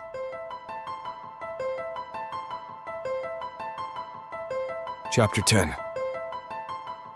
Dremlor. I watch as Neela's eyes light up with a mix of hope and desperation. Her eagerness to accept my offer is palpable, radiating from her like waves of intoxicating energy. Yes, she breathes, her voice barely above a whisper. I'll do it. Whatever it takes. I can't help but smirk, pleased by her enthusiasm. The desperation in her eyes is intoxicating, fueling my own dark desires. Excellent, I purr, savoring the moment. But before we proceed, there's something you need to understand, my dear. Neela leans in, hanging on my every word. I savor the moment, letting the tension build before continuing. The air between us crackles with anticipation, and I can almost taste her growing excitement. If you fail to demonstrate behavior that shows you're free from mortal constraints, I'll have no choice but to leave you, I explain, my tone serious. My eyes lock onto hers, conveying the gravity of the situation. You wouldn't be evolved enough to survive in the demon realm. And trust me, it's not a place for the faint of heart. Her brow furrows slightly, a mix of confusion and curiosity dancing across her features. What do you mean by Free from mortal constraints, she asks, her voice tinged with both apprehension and eagerness. I chuckle, a low, rumbling sound that seems to reverberate through the alley. The sound sends a visible shiver down Neela's spine, and I relish the effect I have on her. It means embracing your true nature, Neela. No more playing by the rules of this mundane world. No more bowing to the whims of lesser beings. I lean in closer, my breath hot against her ear. It means unleashing the demon within you, without fear or hesitation. She nods slowly, processing my words. I can see the wheels turning in her mind, weighing the implications of what I'm asking. The conflict in her eyes is delicious, the struggle between her ingrained morality and the temptation of true freedom. I know it's only a matter of time before she gives in completely. "And if I succeed?" she asks, a hint of challenge in her voice. There's a newfound strength in her tone that sends a delicious shiver down my spine. This is the Neela I've been waiting to see. "Then you'll join me in the abyss," I reply, allowing a touch of dark promise to color my words. I lean in closer, my eyes boring into hers. "You'll finally be where you belong, a realm of endless possibility, where your power can truly flourish." Neela takes a deep breath, squaring her shoulders. The fire in her eyes burns brighter than ever, and I feel a surge of anticipation. This is going to be interesting. No, more than interesting. It's going to be glorious. "I agree to your terms," she says firmly, her voice unwavering. "I'll do whatever it takes to be with you, Dremlor, no matter the cost." The conviction in her words is intoxicating, and I can feel my own demonic essence stirring in response. I grin, revealing sharp teeth that glint in the dim light of the alley. "That's my girl," I purr, reaching out to cup her face in my hand. My touch is possessive, claiming, "Now let's see what you're capable of, shall we? Show me the demon within, Neela. Let's paint this miserable town red." I lean against the bar, my eyes fixed on Neela as she saunters back inside. The newfound confidence in her stride is intoxicating. She's embracing her true nature, and gods if it isn't a sight to behold. I lean forward, my eyes gleaming with wicked delight as I watch the scene unfold. The burly orc's demand for ale is nothing new in this cesspit of a bar, but Neela's response? Now that's something to savor. My girl saunters over to the brute, her hips swaying in a way that makes even my demonic blood stir. The smile on her face is pure sin, and I can't help but feel a surge of pride. She's learning fast, embracing her true nature with a fervor that sends shivers down my spine. "Here you go, big boy," she purrs, and I have to stifle a laugh. The orc doesn't stand a chance against her newfound confidence. When Neela snatches the tankard back and downs it herself, I nearly lose it. Gods, she's magnificent. The look of shock on the orc's face is priceless, and I find myself leaning in closer, eager to see how this plays out. "Oops," Neela taunts, her voice dripping with a sarcasm that makes me want to applaud. "Did you want that?" The orc's rage is palpable, his meaty fist clenching as he starts to threaten her. But before he can finish his sentence, Neela grabs a bottle and smashes it over his thick skull. The sound of shattering glass is like music to my ears, and I can't contain my grin as the other patrons gasp in shock. I rise from my seat, ready to intervene if necessary, but also curious to see how far Neela will take this. My little succubus is growing into her power, and I'm loving every second of it. The orc staggers, his eyes unfocused and glazed over. Neela doesn't hesitate for a second, her newfound confidence radiating off her in waves that make my demonic blood sing. She upends the broken bottle with a graceful flick of her wrist, pouring its remaining contents over his stunned form. The amber liquid cascades down his ugly mug, soaking into his ratty clothes. "There," she says, her voice dripping with disdain as she tosses the empty bottle aside with a satisfying clatter. "Now you've got your drink. Enjoy it, asshole." The orc, now drenched and furious, struggles to his feet like a drunken bear. His meaty hands clench and unclench, rage contorting his already hideous features. "What in the abyss?" he roars, spittle flying from his tusked mouth. "Neela, that's not respectable. Do you forget who you are? Nothing but the property of your husband." I can't help but grin, a surge of dark pleasure coursing through me. She's done it, crossed that invisible line. Those words, spoken in anger and disbelief, seal the orc's fate. My little succubus has taken her first real step towards embracing her true nature, and damn if it isn't the most beautiful thing I've ever seen. I can't help but chuckle as Neela's eyes lock onto mine, her triumphant grin mirroring my own. Gods, she's a natural. The way she handled that orc was nothing short of magnificent. "Well done, my little succubus," I call out, my voice carrying easily over the stunned silence of the bar. Neela's grin widens, a newfound confidence radiating from her. "I aim to please," she purrs, sauntering towards me with a predatory grace. The orc, still sputtering and soaked, lunges for her. "You bitch! I'll tear you apart!" I feel my lips curl into a snarl. Time to show these mortals what true power looks like. With a thought, I shed my dark elf disguise. My form grows, muscles rippling and expanding as my skin darkens to a deep crimson. Horns sprout from my forehead, curling back over my skull. My eyes blaze with hellfire as I fix my gaze on the orc. The bar erupts in chaos. Patrons scream and scramble for the exits, but I pay them no mind. My focus is solely on the fool who dared to threaten what's mine. "You want to tear her apart?" I growl, my voice resonating with demonic power. The words rumble from deep within my chest, carrying the weight of countless centuries. "Let's see how you fare against me. You pathetic excuse for a warrior." Before the orc can even process what's happening, I'm on him like a hellhound on fresh prey. My clawed hand, now massive and scaled, wraps around his throat with crushing force. I lift him off the ground as if he weighs no more than a feather, savoring the fear in his bulging eyes. He struggles pitifully, his meaty fists pounding uselessly against my arm like a child throwing a tantrum. I turn to Neela, who's watching the scene unfold with an intoxicating mix of awe and excitement. Her eyes are wide, drinking in every detail of my true form. "What do you think, my dear?" I ask, my voice a dark purr. "Should I make it quick and merciful, or draw it out and savor every moment of his suffering?" Neela's eyes sparkle with dark mischief, a glimpse of her true nature shining through. "Oh, I think he deserves to suffer a bit, don't you?" she says, her voice dripping with newfound confidence. "After all, he did threaten what's yours."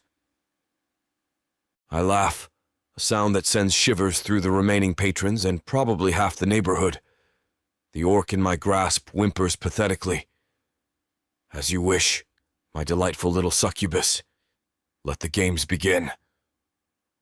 Of course, it doesn't take long for the orc to begin begging for his end. With a flick of my wrist, I snap the orc's neck. His body goes limp, but I'm not done. I channel hellfire through my arm, setting the corpse ablaze. The smell of burning flesh fills the air as I drop the smoldering remains to the floor. "Anyone else?" I roar, surveying the terrified faces around us. Chapter 11. Neela. The crowd roars as I step onto the stage, my heart pounding with a newfound ferocity. Thila is furious about the dead orc on his tavern floor, but he can't show it with Dremlor standing there in his glorious demon form. "Get back to work," he snapped instead, his voice venomous when he forced me toward the stage. The air is thick with anticipation, the patrons' eyes gleaming with lust and curiosity. I've danced on this stage more times than I can count, but tonight it feels different. Tonight, I'm not just a pawn in my husband's game, I'm a player in my own right. I scan the sea of faces, and my gaze locks with Dremlor's. There's a heat in his eyes that wasn't there before, a recognition of the power that now simmers beneath my skin. I crook my finger, beckoning him to join me, and the crowd gasps as he rises from his seat, a predator among prey.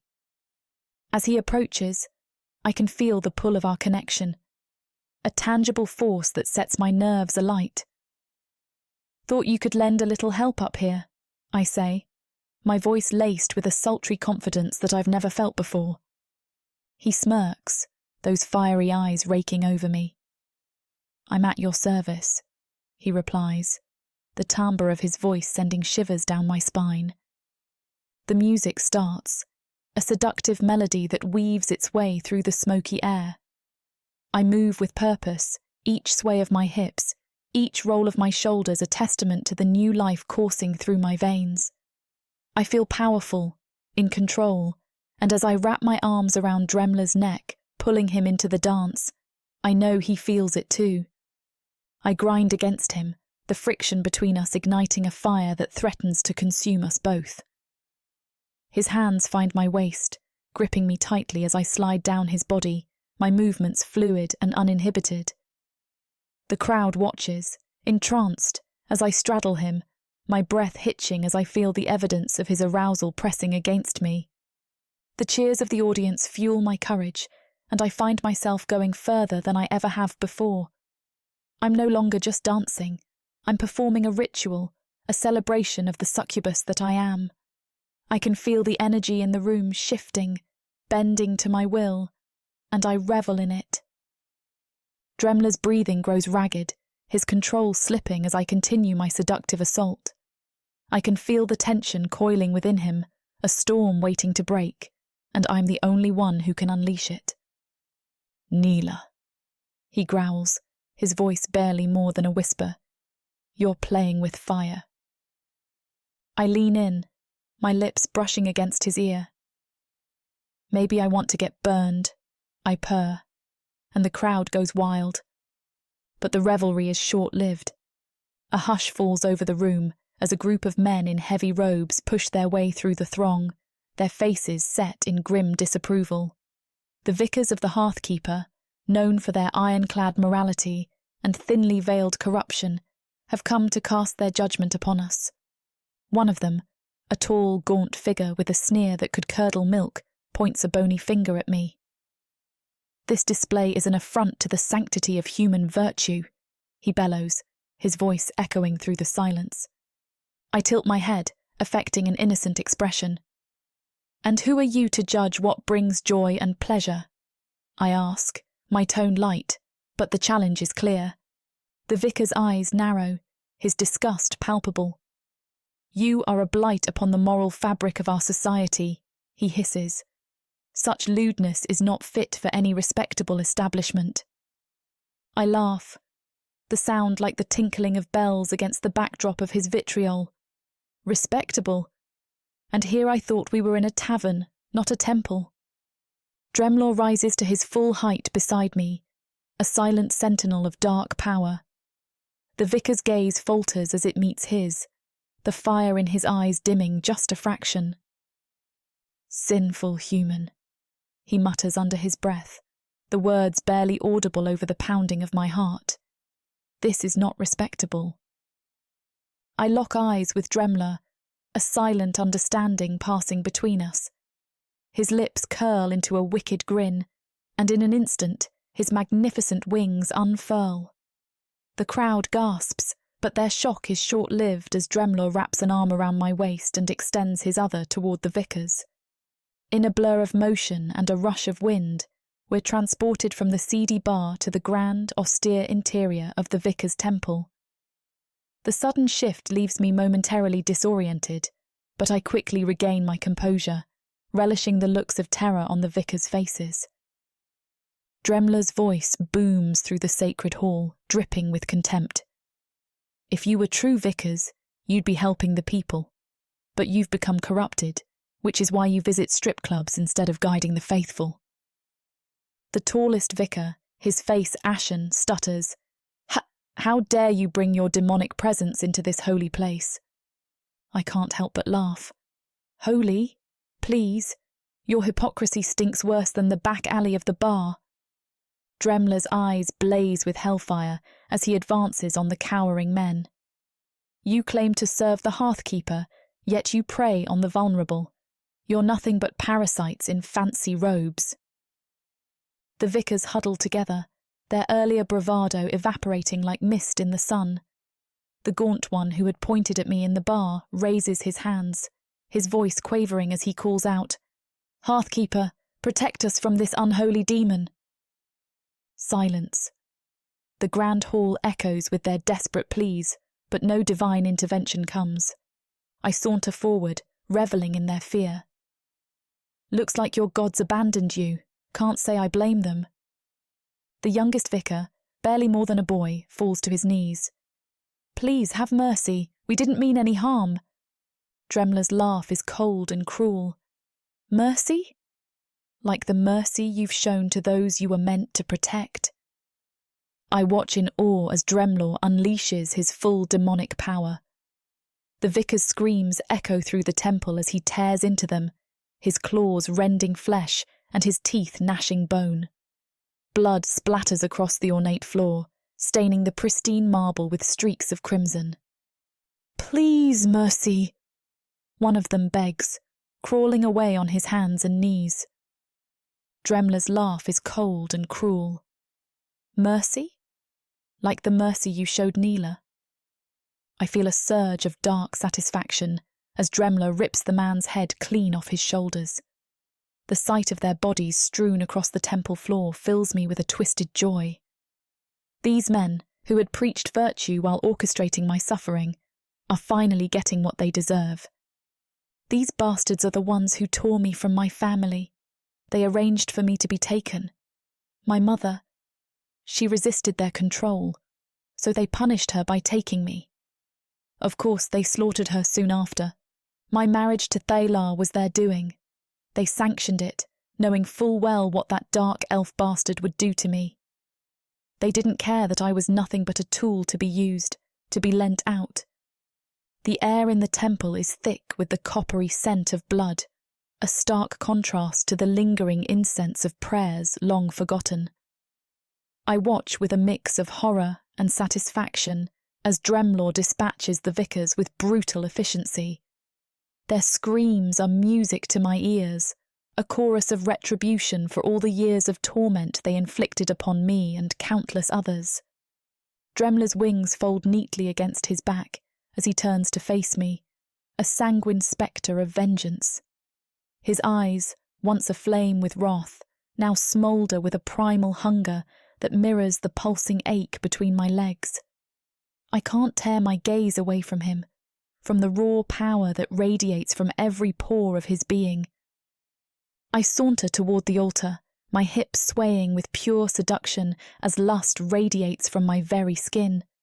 The cold stone against my skin is a stark reminder of where I am, a sacred space now desecrated by our unholy presence. I lie back, the smooth surface of the altar a stark contrast to the heat that burns within me. "Dremlor," I purr, my voice echoing off the vaulted ceilings while I arch my back. "Defile me." I know you're dying to see how it ends, but the ending of this chapter is too hot for YouTube. Slide over to worldsofprotheka.com with discount code YouTube 30 for 30% off the unabridged audiobook. You won't be disappointed. From the depths of the darkness of Protheka, or clawing up from the realms of fantasy, come the most fearsome beasts you have ever seen. these monsters are done watching from the shadows. Now, as they step into the light, something unexpected grips them. Something even they can't fight off. Love. Vampires. Demons. Dark elves. Gods. Minotaurs. Creatures of light and dark. They will protect their mates. Do whatever needs to be done. Morally grey heroes who will burn the world to protect the women who love them. 10 audiobooks.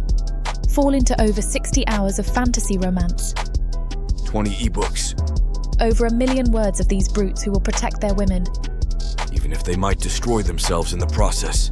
Get the immersive Protheka fantasy romance bundle. For 80% off. Right now, dive into Protheka at a once-in-a-lifetime discount. The first bundle to offer both ebooks and audiobooks on worldsofprotheka.com. Protheka's magic is eternal, and this romantasy bundle will make it endless.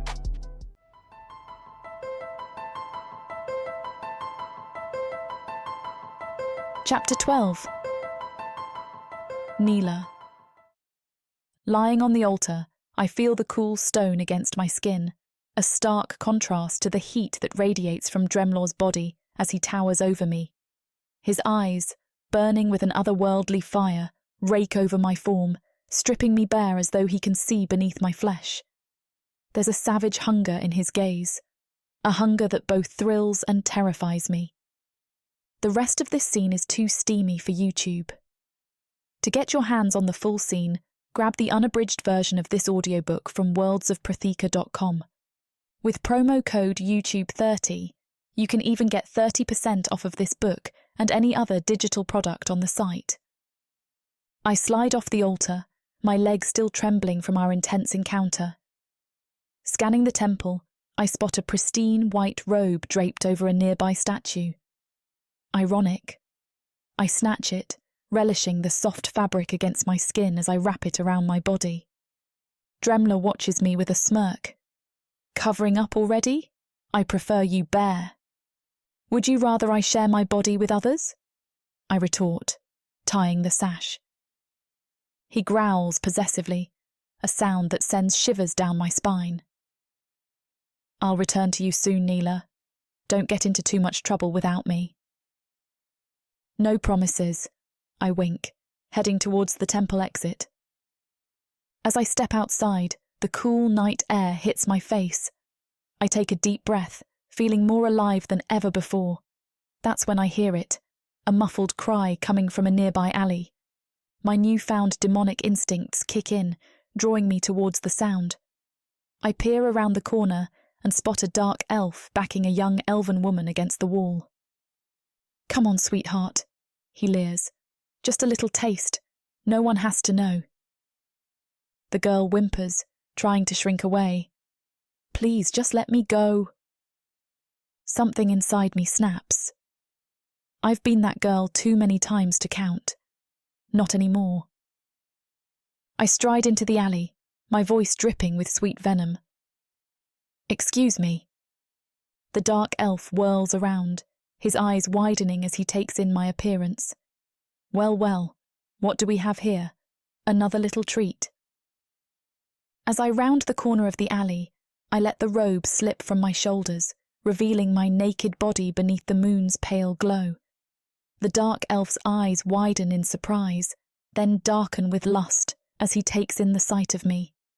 I can feel my succubus powers pulsing within me, an intoxicating blend of raw sexuality and dangerous allure. Looking for a good time? I purr, strutting towards him with a seductive grin.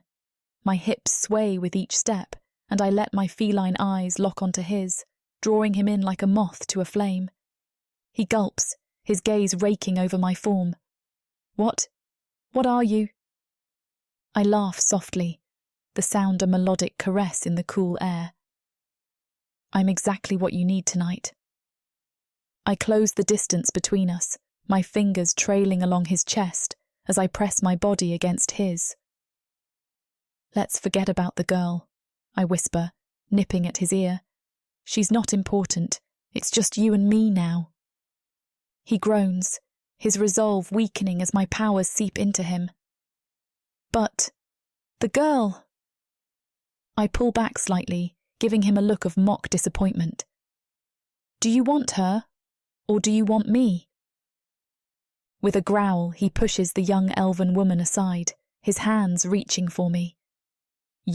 I want you.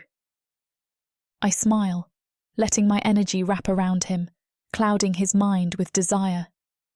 Then take me, I challenge, my voice thick with promise. The dark elf is putty in my hands, and with a swift, practiced movement, I break his neck, his body crumpling to the ground. The young woman gasps, her eyes wide with shock as she watches the scene unfold. Go, I tell her, my tone gentle but firm. Run, and don't look back. She nods, scrambling to her feet and disappearing into the night without a second glance. I kneel beside the dark elf's lifeless body, rummaging through his clothes until I find his coin purse. It's heavier than I expected, jingling with the promise of a night of luxury. I dress quickly in the discarded robe, tucking the purse safely inside. With a final glance at the dead elf, I make my way towards the heart of the city, a plan already forming in my mind. I find a luxurious hotel nestled in a quieter part of town, its grand facade lit by flickering torches. The clerk behind the desk raises an eyebrow at my dishevelled appearance, but the gold coins I place on the counter are more than enough to secure a room for the night. The suite is lavish, a far cry from the squalid conditions I've become accustomed to. A large four-poster bed dominates the room, its sheets soft against my skin. I can't help but laugh, a feeling of exhilaration washing over me as I flop down onto the mattress. So much for not getting into trouble.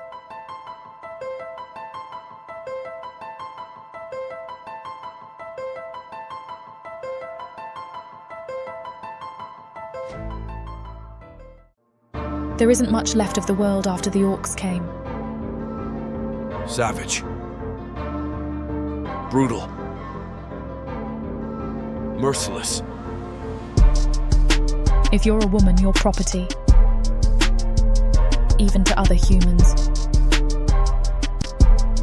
What happens when an orc stakes his claim on a human woman? Who would dare to stop him? Me.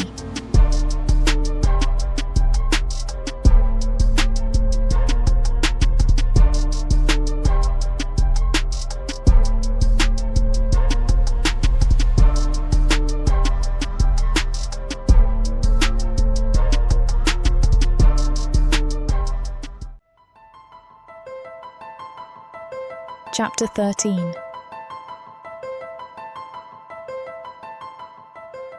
Neela. I stride into the bar, my head held high, and a newfound confidence coursing through my veins. The familiar stench of stale ale and sweat assaults my senses, but today it doesn't make me recoil. I'm different now, stronger. My husband, his face twisted in an ugly mask of rage, storms towards me like a thundercloud. "Where have you been?" he snarls, his meaty hand clamping down on my arm with bruising force. I yank it away, ignoring the sharp pain, and meet his gaze with a cold, unflinching stare. "Screw off," I spit, venom dripping from every syllable as I brush past him. The scent of his cheap cologne makes my stomach turn.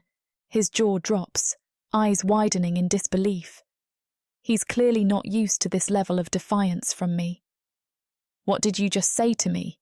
he splutters, his voice a mix of shock and building fury. I ignore him completely, striding purposefully towards the bar. My hands shake slightly as I reach for a bottle, the glass cool against my palm as I pour myself a generous drink. I down it in one gulp, relishing the burn as the liquor scorches its way down my throat. It steadies my nerves, fueling the fire of rebellion in my gut. No more cowering, no more submitting. I've had enough of his abuse, enough of this miserable life. As the alcohol warms my insides, I feel my resolve harden. Things are going to change, starting right now. A group of dark elves saunters in, their arrogant gazes sweeping the room like they own the place. I steel myself, pushing down the familiar twinge of fear, and approach their table with newfound confidence. Chin up, shoulders back, I'm not cowering anymore. "What can I get for you, gentlemen?" I ask, my tone dripping with sarcasm. The words feel foreign on my tongue, but exhilarating. One of them looks me up and down, his eyes lingering in places that make my skin crawl. A smirk plays on his lips, and I fight the urge to slap it off his smug face. "Well, aren't you a feisty little human? Watch that tone, sweetheart. You might get yourself in trouble." I lean in close, close enough to smell the sour stench of ale on his breath. My eyes narrow, and I feel a surge of power coursing through me. Trouble? Honey, I am trouble.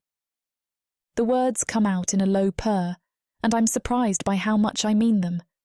I straighten up, tossing my hair over my shoulder with a flourish. Now, are you going to order, or should I find customers who actually have coin to spend? The dark elf's eyes widen, a mix of shock and anger flashing across his face.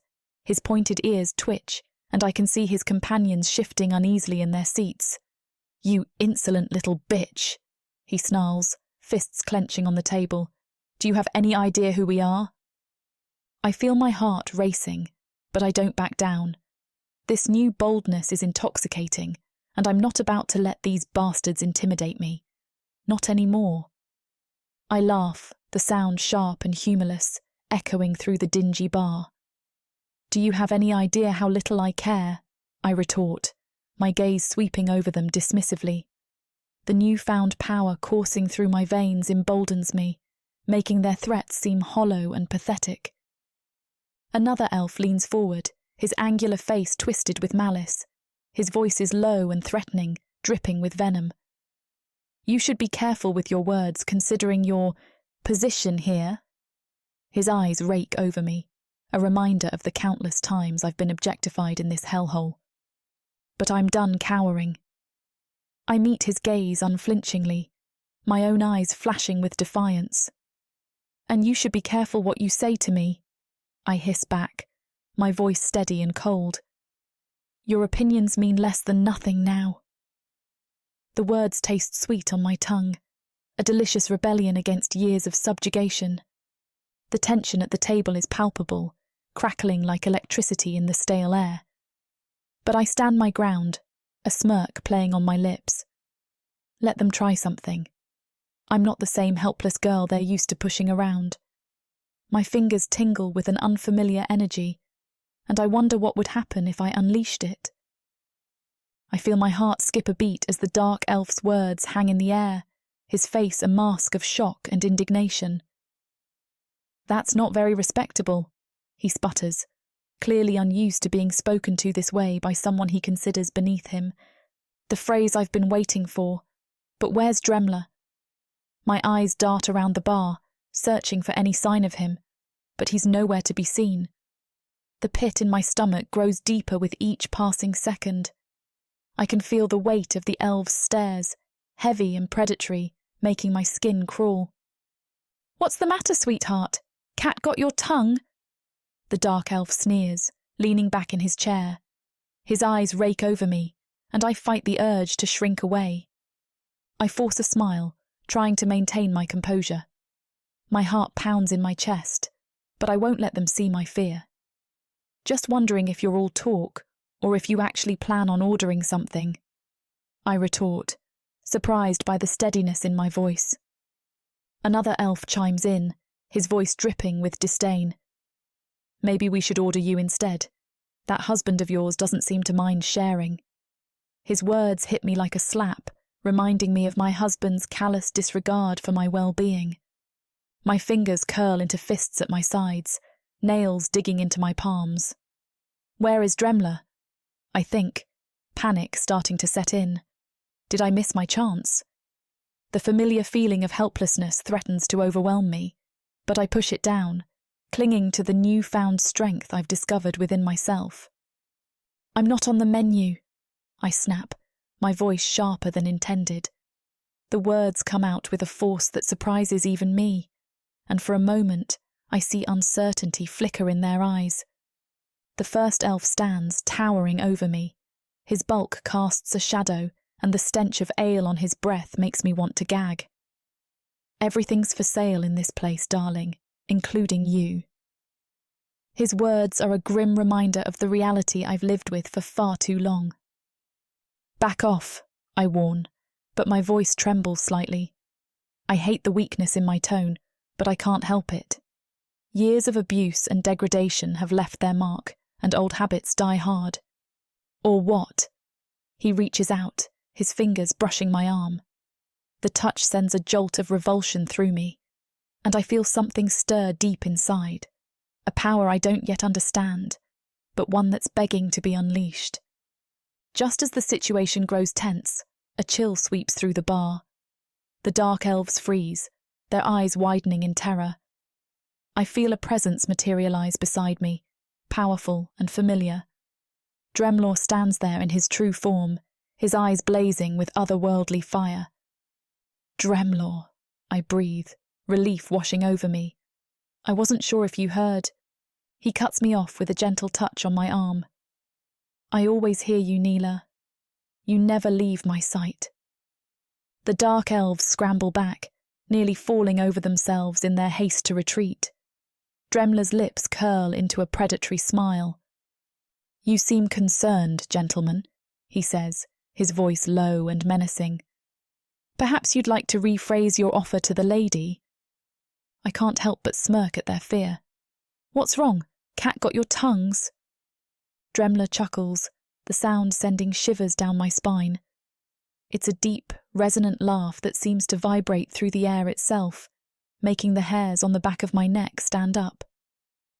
I believe they've lost their appetite for trouble, my dear, he says, his eyes gleaming with amusement. Perhaps they've finally learned not to play with fire. I turn to him, my voice dropping to a whisper. My heart's still racing from the confrontation, and I realise that I haven't quite shaken the fear that's been my constant companion for so long. I was worried you might not have heard them say the phrase, that you wouldn't come. I don't know what I would have done if... His eyes soften as he looks at me, and for a moment, I see something in them that almost looks like tenderness. It's strange, seeing such an emotion in the eyes of a demon. Neela, he says, his voice gentler than I've ever heard it. I made you a promise. I'm always listening, always watching. Nothing in this world or any other will harm you while I draw breath. Even when you're not here? I ask, still uncertain. It seems too good to be true, this safety he's offering. After years of abuse and neglect, the idea of someone actually caring about my well-being is almost foreign. He nods, a wry smile playing on his lips. Especially when I'm not here. Did you think I'd leave you vulnerable? My power extends far beyond what you can see, Neela. I have eyes and ears everywhere. I feel a warmth spread through my chest at his words, a feeling so unfamiliar it almost hurts. Someone is watching over me. Demon or not, Dremlor has shown me more kindness in these few moments than I've known in years. His gaze sweeps the bar, and the remaining patrons quickly avert their eyes. Now, he says, turning back to me, shall we deal with these miscreants?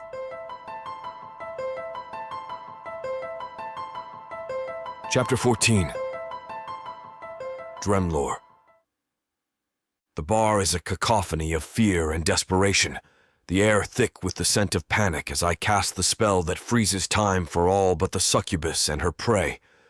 The dark elves, cloaked in the garb of tax collectors, cower before us, their faces a mask of terror as they recognize the full extent of their predicament.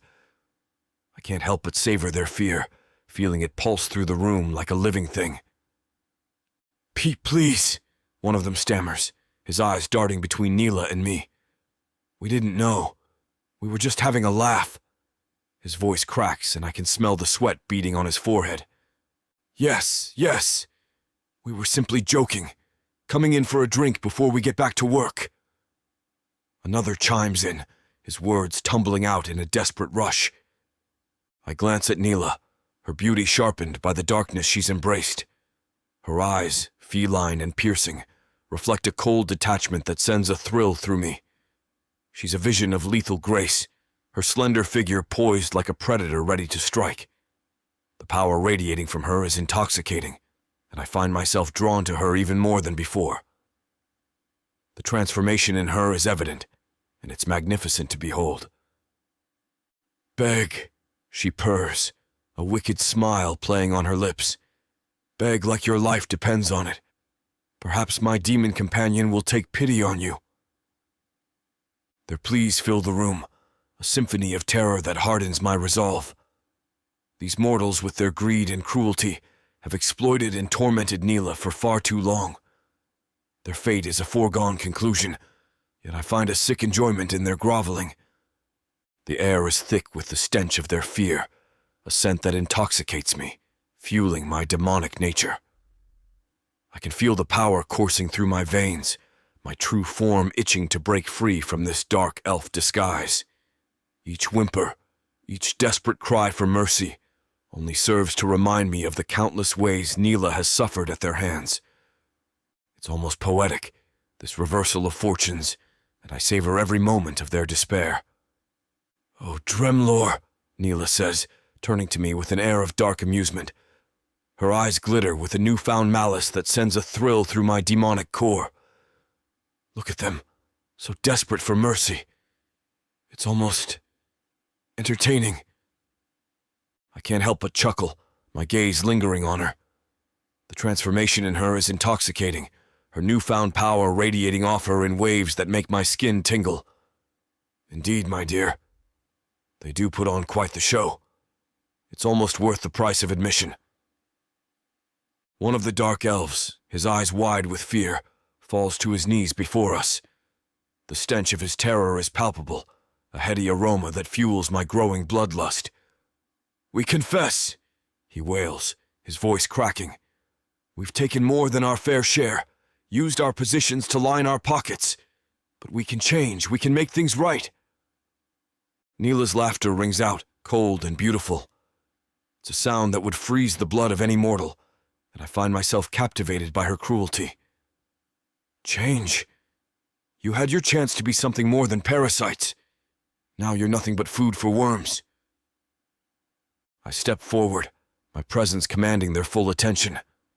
The air around me crackles with dark energy as I struggle to maintain my elven disguise. "You've made your bed, worms," I growl, my voice echoing in the silent bar.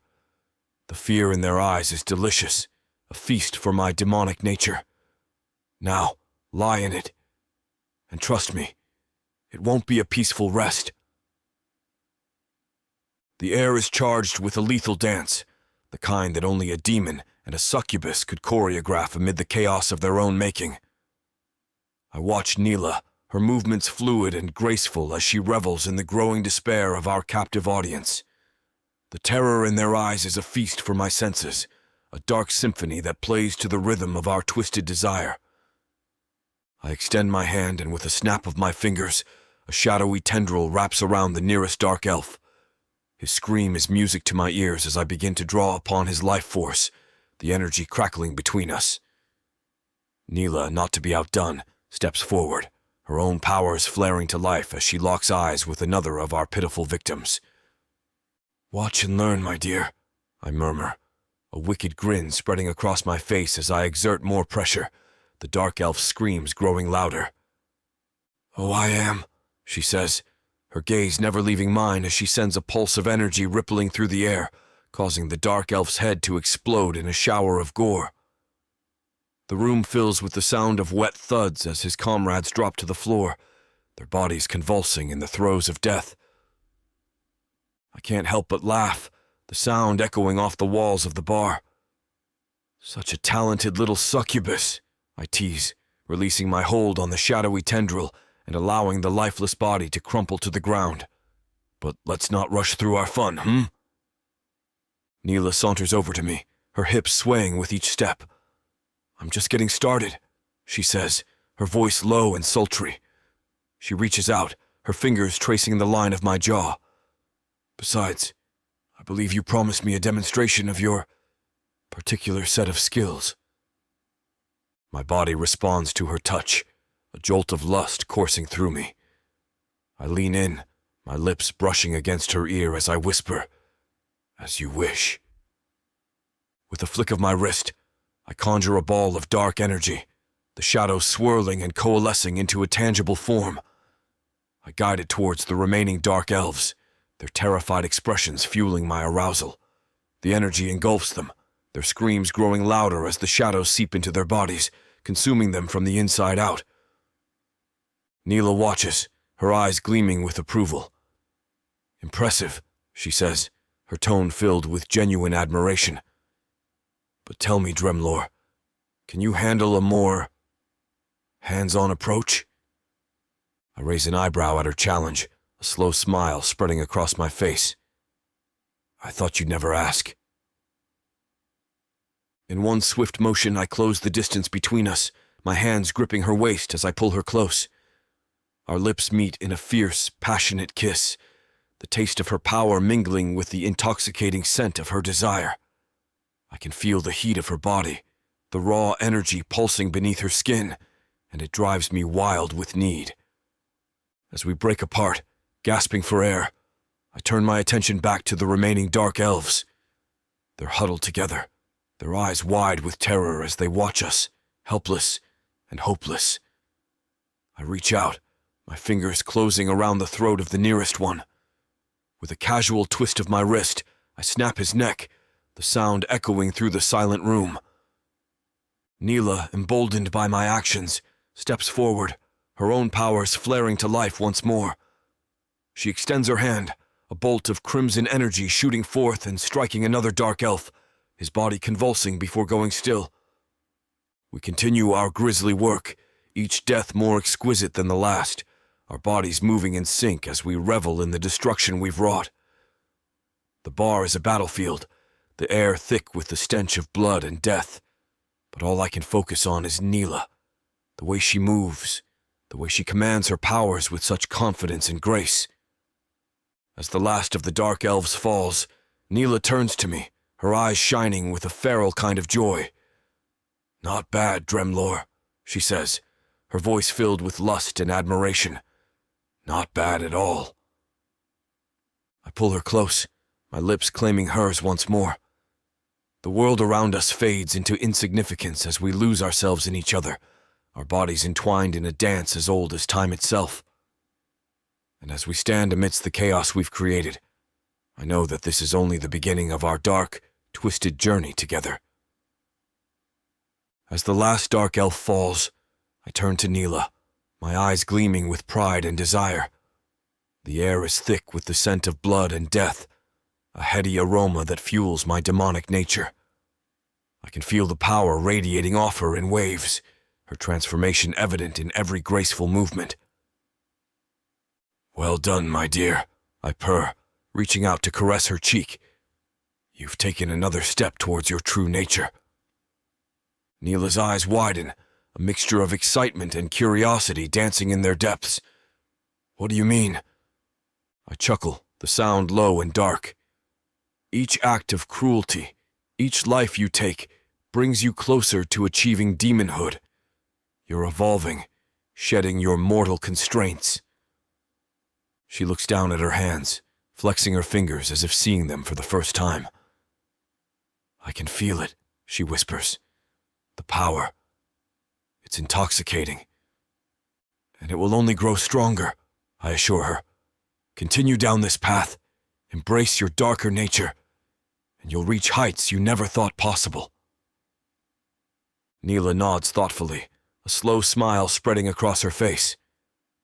"I want more," she says, her voice filled with determination.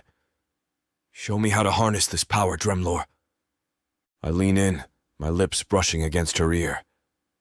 "All in good time, my little succubus. For now, savor this victory. Let it fuel your hunger for what's to come." As I pull away, I see the anticipation in her eyes, the eagerness for our next encounter. It's time for me to depart, to let her contemplate her newfound potential. "I will come to you when you return to the bar," I say, my form already beginning to fade. "Remember, every choice you make now shapes your future. Choose wisely, or don't. The chaos is half the fun."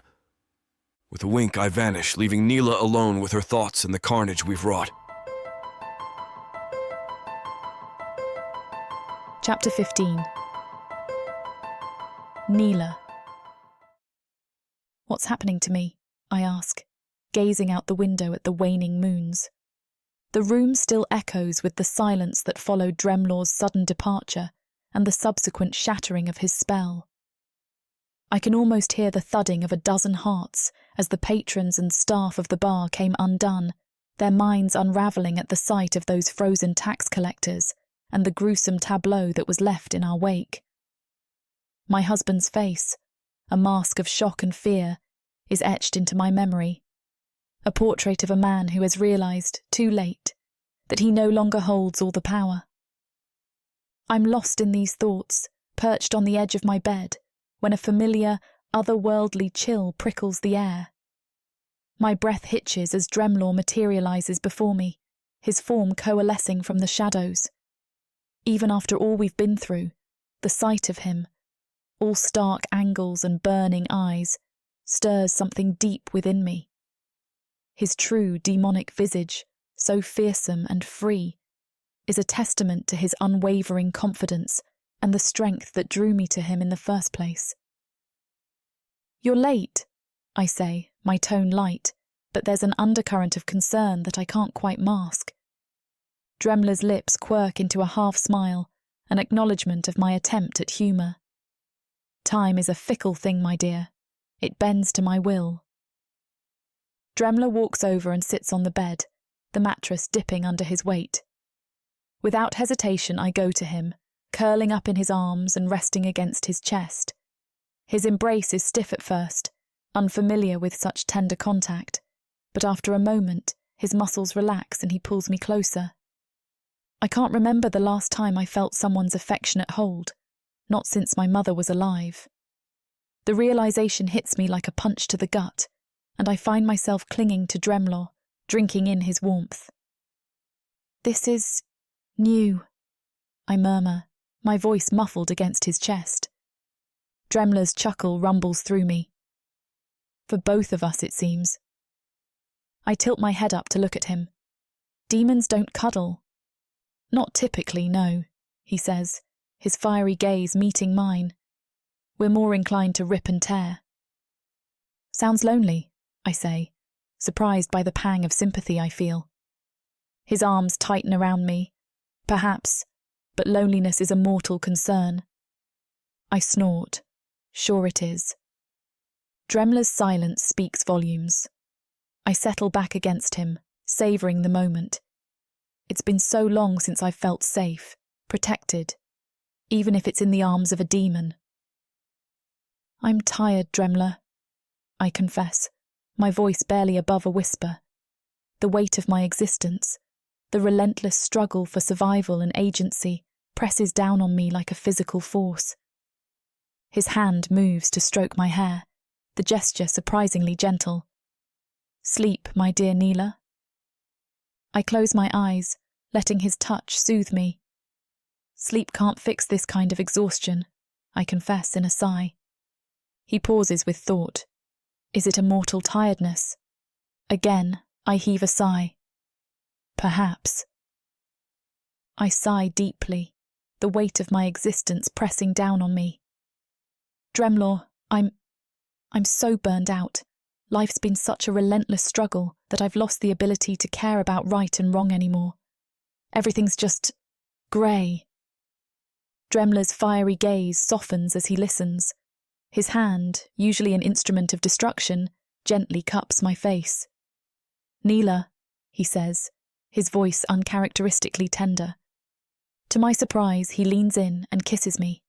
It's not the fierce, demanding kiss I'd expect from a demon, but something softer, almost comforting. When he pulls away, I'm left breathless and confused. "What was that for?" I whisper. His lips twitch into an almost smile. "Just because."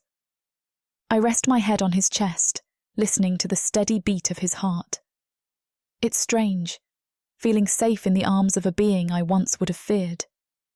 This demon, capable of such violence and destruction, treats me with a kindness I've never known. As I close my eyes, savouring this moment of peace, a realisation hits me. Am I falling in love with Dremlor? "You're still thinking in terms of mortal morality." His chest rises and falls with every breath. "This world you live in, it's devoid of true morality." I frown, struggling to comprehend. What do you mean? Dremlor sighs, a sound that seems to echo with the weight of eons. Look around you. The dark elves, the corrupt priests, even your own husband. They all claim to be moral, yet they exploit and abuse without hesitation. True morality doesn't exist here. His words hit me like a punch to the gut. I think of all the suffering I've endured, all justified by those who claimed moral superiority. So what am I supposed to do? Just embrace evil? Dremlor shakes his head, a wry smile playing on his lips. Not exactly. To find your centre, to truly understand yourself and this world, you may need to engage in acts that seem immoral by conventional standards. I pull away slightly, confusion and fear warring within me. But won't that make me just like them? No, Dremlor says firmly, because unlike them, you'll be aware of the complexity. You'll be navigating it consciously, seeking understanding rather than blind self-interest. I chew my lip, considering his words. And this will bring me peace. Dremlor nods. In time, yes. It's about gaining perspective, seeing beyond the simplistic notions of good and evil that have been forced upon you. A thought strikes me, and I narrow my eyes at him. Is that what you do? Is that why you're helping me? To my surprise, Dremlor laughs. It's a rich, deep sound that sends shivers down my spine. Clever girl. You're right in a way. I'm often seen as an evil demon, but the truth is far more complex. What do you mean? I ask, intrigued despite myself. Dremlor's expression grows serious. I seek balance, Neela. I fight for the coexistence of good and evil. Without darkness, how can light have meaning?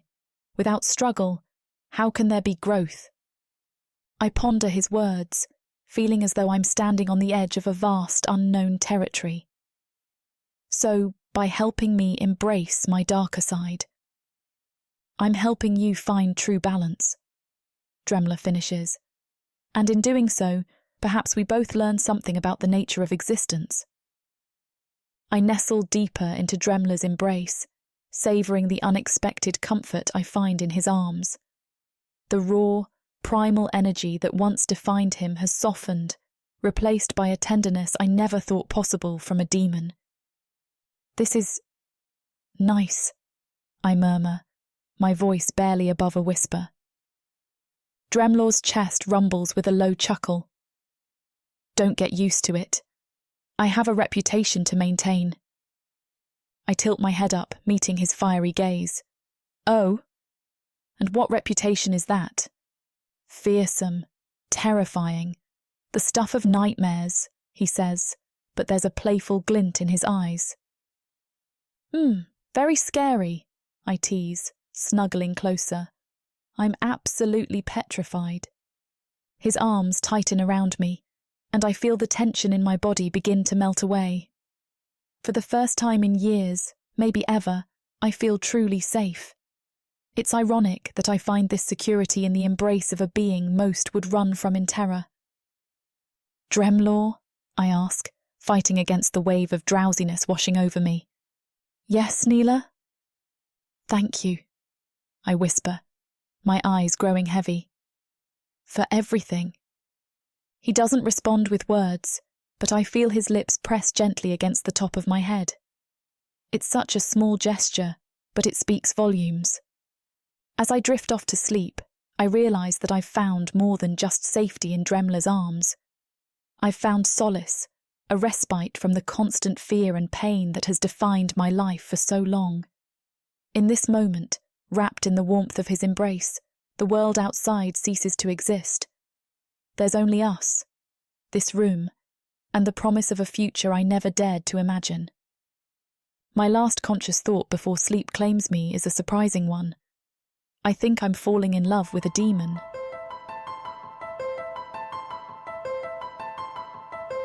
Chapter 16.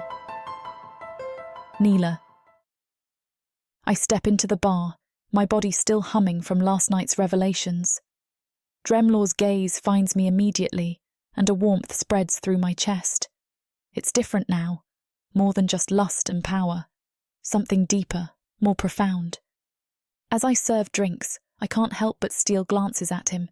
He's magnificent, strong and commanding, and so much more.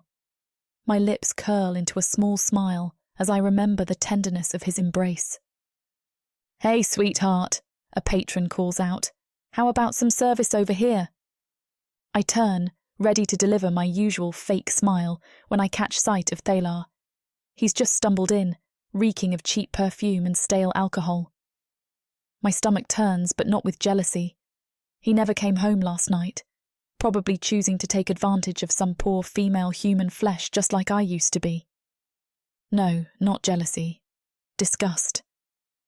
He staggers over, his eyes bloodshot. "There you are," he slurs.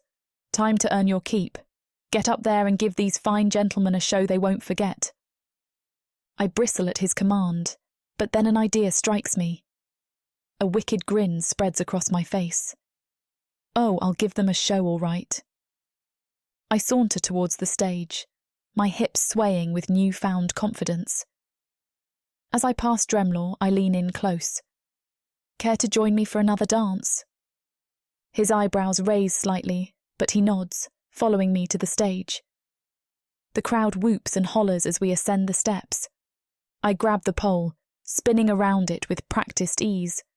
But this time it's different. I'm not dancing for them.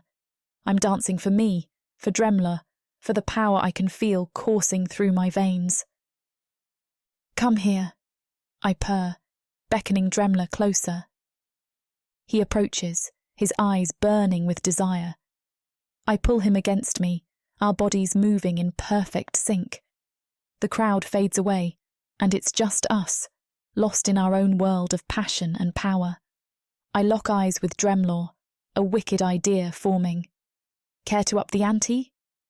I purr, my hand trailing down his chest. His smirk is a silent promise of wickedness, the devilish glint in his eyes daring me to take the next step. "What do you have in mind?" he asks, his voice a low rumble that resonates deep within my chest. I don't need words to respond. My actions speak volumes. I reach behind him, my fingers tracing the curve of his spine until they meet the smooth scales of his tail. It's a part of him that's always been off limits, a symbol of his demonic nature that he's kept hidden from the prying eyes of the crowd. But tonight, it's mine to command. Well, well, well, it looks like this particular scene is just a little too spicy for YouTube, if you know what I'm saying. To get the full, unabridged audiobook and listen free of interruptions and ads, find it on worldsofprotheka.com.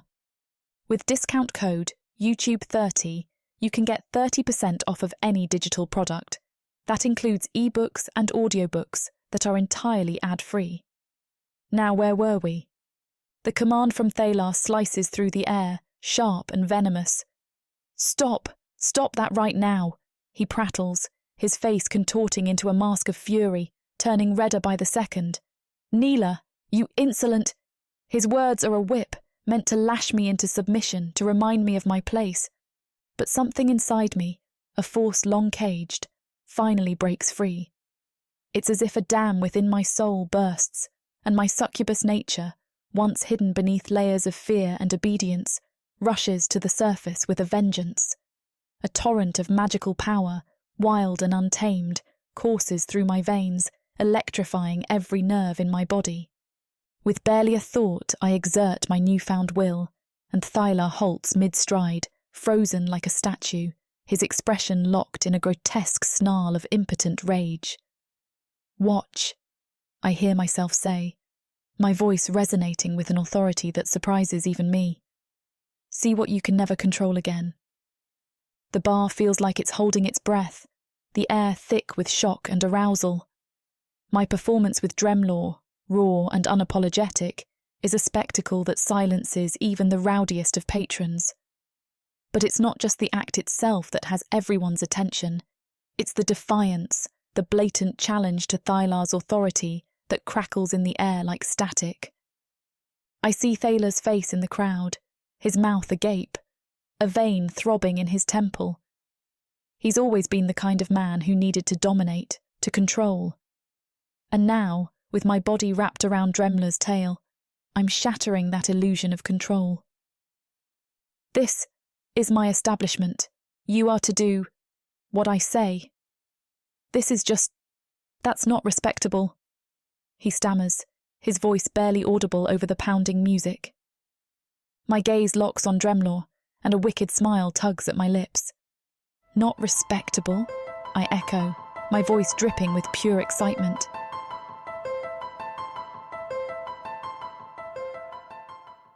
Orcs, gargoyles, vampires, ice monsters, demons of the dark.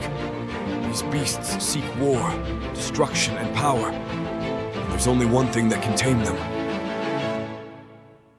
Love. This is your chance to get the uncut and unabridged audiobook bundle. No detail is spared. Use discount code YouTube30 for an additional 30% off of the already discounted price. Go to worldsofprotheka.com. Get access to countless audiobooks and discounted bundles where I talk you through every last scene. Protheka's magic is eternal. Audio bundles will make it immersive.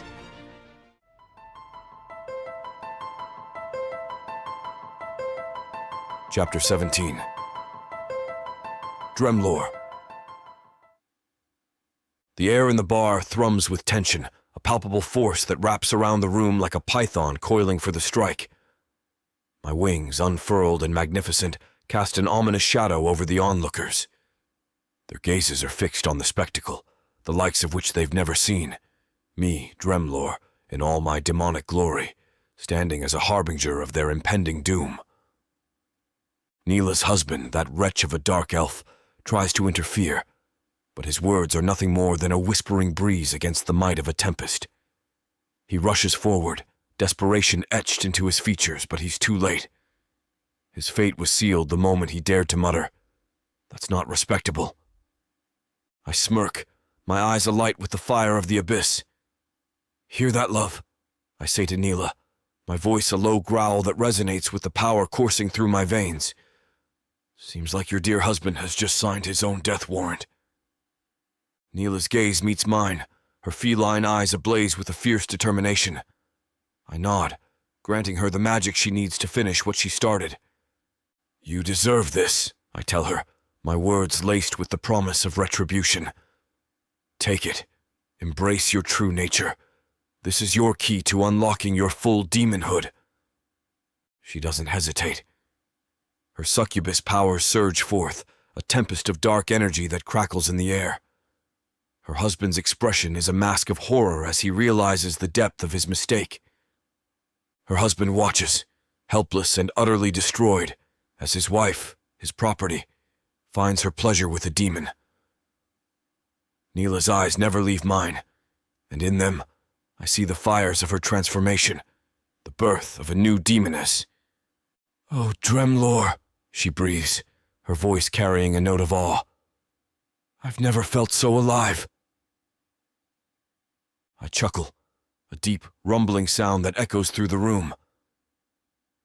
"That's because you're finally embracing who you truly are, Thila. And there's no going back." Her magic flares, a dark wave of energy that pulses through the room. Her husband's eyes widen in terror, and then, with a sickening crack, his life is snuffed out, his body collapsing to the floor like a marionette whose strings have been cut. She looks down at the lifeless form of her husband, a small smile playing on her lips.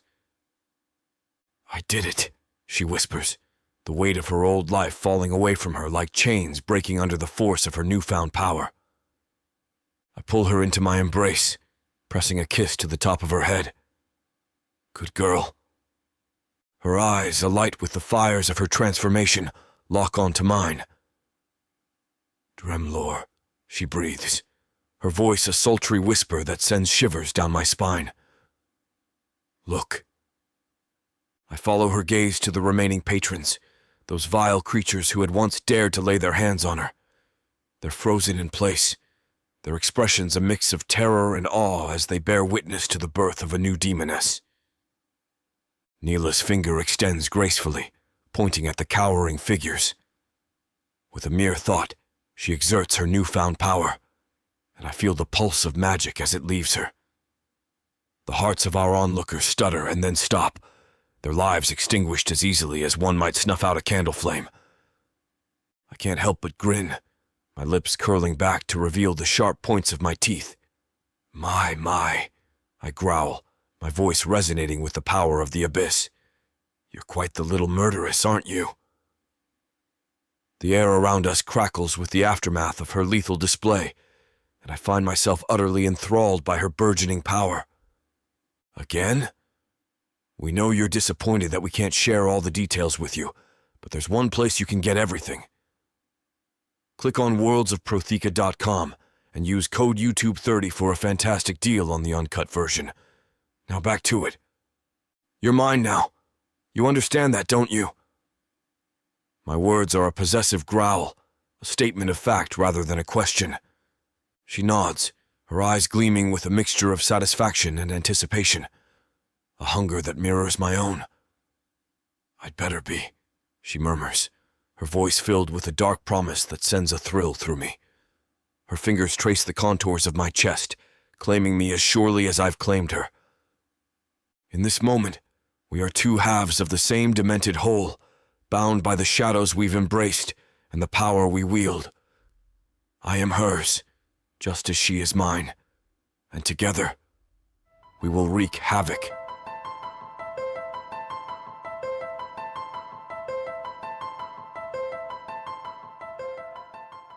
There comes a time when you must sacrifice everything for something bigger than yourself. My job was to kidnap her, not fall in love with her. What if Julius had seen me use magic? He must never know. What's happening to me? What's happening to my magic? He would never understand. He'd see me as a liability, a risk too great to keep close. When everything begins to fall apart, and the only remedy is to sacrifice your heart. No, I can't let him find out.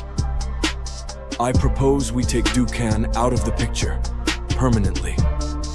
Please, don't do this. You will never escape me. I can try.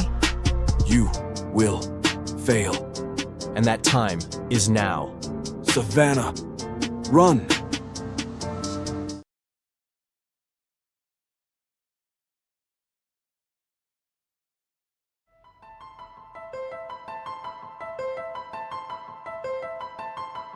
Chapter 18.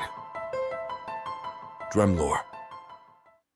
I stand amidst the chaos, the flames licking at the night sky as they consume the bar, turning it into a blazing pyre for the damned.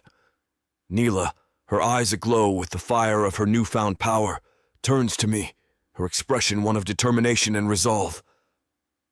This place, it's been a prison for me for so long, she says, her voice carrying over the roar of the flames. But it's also been a prison for others. We can't just leave them here to suffer.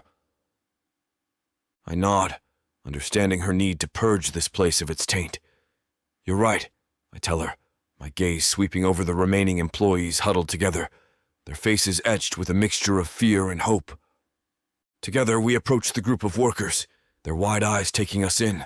Neela, the newly minted succubus, and me, the demon who has claimed her.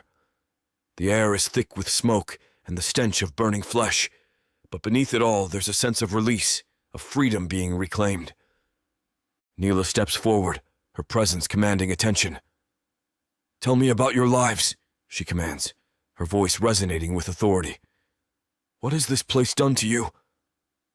One by one they share their stories, tales of abuse, exploitation, and despair. Each account mirrors Neela's own, a testament to the cruelty that has been allowed to fester within these walls. A young woman, her face streaked with soot and tears, speaks up. I was sold to the bar by my own family, she confesses, her voice barely above a whisper. They said it was for the greater good, that it would bring prosperity to our household, but all I've known here is pain and humiliation. Neela reaches out, her hand gentle on the young woman's shoulder. And what of you? She asks, turning to an older man, his body stooped from years of hard labor.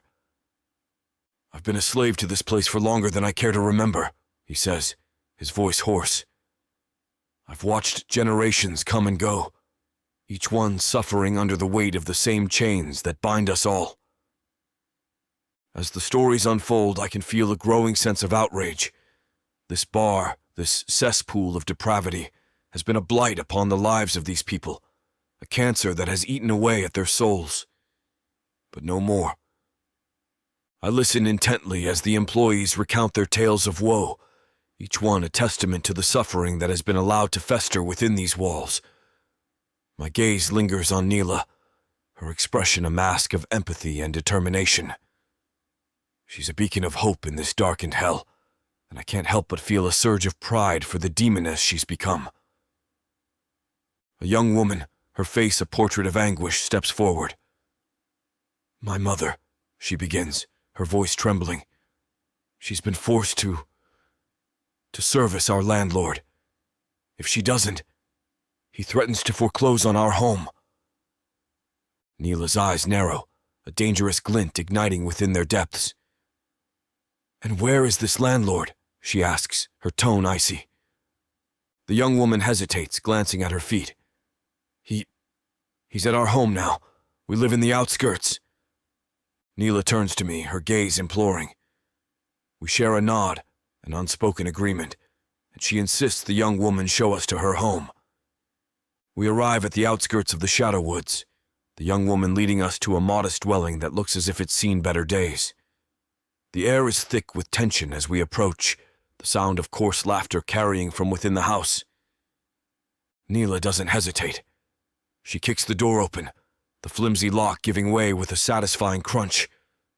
Inside, we find the landlord, a bloated dark elf, his pants around his ankles, a cruel smile twisting his lips as he leers at the woman on her knees before him.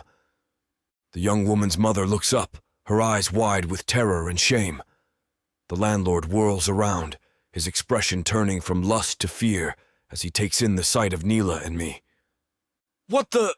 he stammers, scrambling to pull up his pants. Neela steps forward, her wings unfurling behind her. "Your reign of terror ends now," she says, her voice echoing with the weight of her newfound power.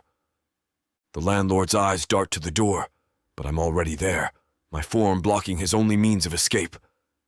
"I don't think so," I growl, my voice a low rumble that makes the windows rattle. Neela advances on the landlord, her eyes burning with righteous fury. "You've preyed on the vulnerable for the last time." With a swift movement, she plunges her hand into his chest, her fingers wrapping around his heart. The landlord's eyes bulge, a gurgled scream escaping his lips as Neela squeezes, her grip unyielding. As the life drains from his eyes, Neela turns to his victim, her voice softening. "You're free now," she says, releasing the now lifeless body to the floor. The woman looks up at Neela, tears streaming down her face as she mouths a silent, "Thank you." Neela nods, a small smile playing on her lips as she takes a step back, allowing the woman to embrace her daughter. I watch the scene unfold, a sense of satisfaction washing over me. This is what true power looks like, the ability to protect the weak and punish the wicked. And as I look at Neela, I know that we're just getting started. The air is thick with the musk of our recent exertions, the scent mingling with the smoldering remnants of the bed's ruined linens. Neela, her succubus nature now fully unleashed, lies sated yet restless atop the disheveled sheets, her eyes reflecting the flicker of the room's lone torch. "Something's amiss," she murmurs, her voice a sultry whisper that stirs the ashes of my desire. "I can feel it, Dremlor. The hunger. It's not yet quenched." I understand all too well. The succubus within her craves more than mere physical release. It demands the vitality of others, their life force a potent elixir that fuels her newfound powers. I watch as she rises, her movements graceful and purposeful, a predator on the prowl. The young woman we rescued from this vile place sits on the edge of the room, her mother in her arms, both of them overwhelmed by the night's events. Neela approaches them, her presence commanding yet tender. "You," she says, extending her hand to the young woman. "Join us in the bedchambers." The woman looks up, her eyes meeting Neela's. There's a moment of hesitation before she nods, a silent agreement passing between them. Her mother, clearly terrified of the two demons in her home, expresses her gratitude once more before excusing herself for a breath of fresh air. I watch as Neela guides the young woman to the bed. The torchlight dances across their skin, casting shadows that entwine and intertwine like lovers in the throes of passion. Neela's hands roam freely over the young woman's body, her touch both tender and possessive. "Let me show you what it means to be free," Neela whispers, her fingers tracing the contours of the young woman's curves. "And as eager as you are to hear what happens next, YouTube simply won't allow it. I know. If you were looking forward to this even half as much as I was, well, then you'll grab the unabridged and uncut version of this audiobook from worldsofprotheka.com. As a little incentive to convince you to let me do whatever I please to my little human mate, use code YouTube30 and get 30% off of any digital product you find on worldsofprotheka.com. Back to the story. The young woman, sated and serene, watches us with a mixture of awe and gratitude. Neela smiles at her, a genuine expression of warmth and affection. "Thank you," she murmurs. Neela smiles, her body molded against mine like she was made to fit against me. "What is your name, sweetheart?" "Quinn," she responds with a gentle smile. I'm going to start a new life, on my own." "I think that's a wonderful idea, Quinn," Neela encourages, and when her gaze meets mine, I know that she plans on doing the same thing, but with me. "You're free now." As the young woman closes her eyes, a contented smile gracing her lips, I pull Neela close, planting a possessive kiss on her forehead. This moment, this perfect union of pleasure and power, is a testament to the bond that we share, a bond that has been forged in the fires of shared struggle and mutual desire. Together, we have burned down the old world, clearing the way for a new era, an era where the darkness holds no fear, where the chains of oppression are shattered, and where the passion that ignites between a demon and his succubus can set the world ablaze.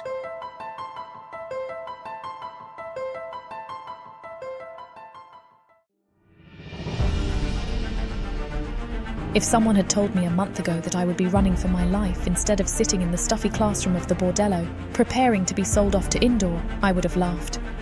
The forest is not your safe space, little one. But there's no avoiding my fate. It's you. You're the one. I've spent my entire life training to be the perfect bride for the top-bidding dark elf. So much can change in so little time. You understand why you're being punished, right, child? Your blood. It sings to me. Please, let me out of here. You need to learn your place. But what are you? Where are you taking me? Run! I'm a bringer of death. No, you're not dying. I won't let you. You won't be able to get out. Let me go, please. Sadie, I will make you mine.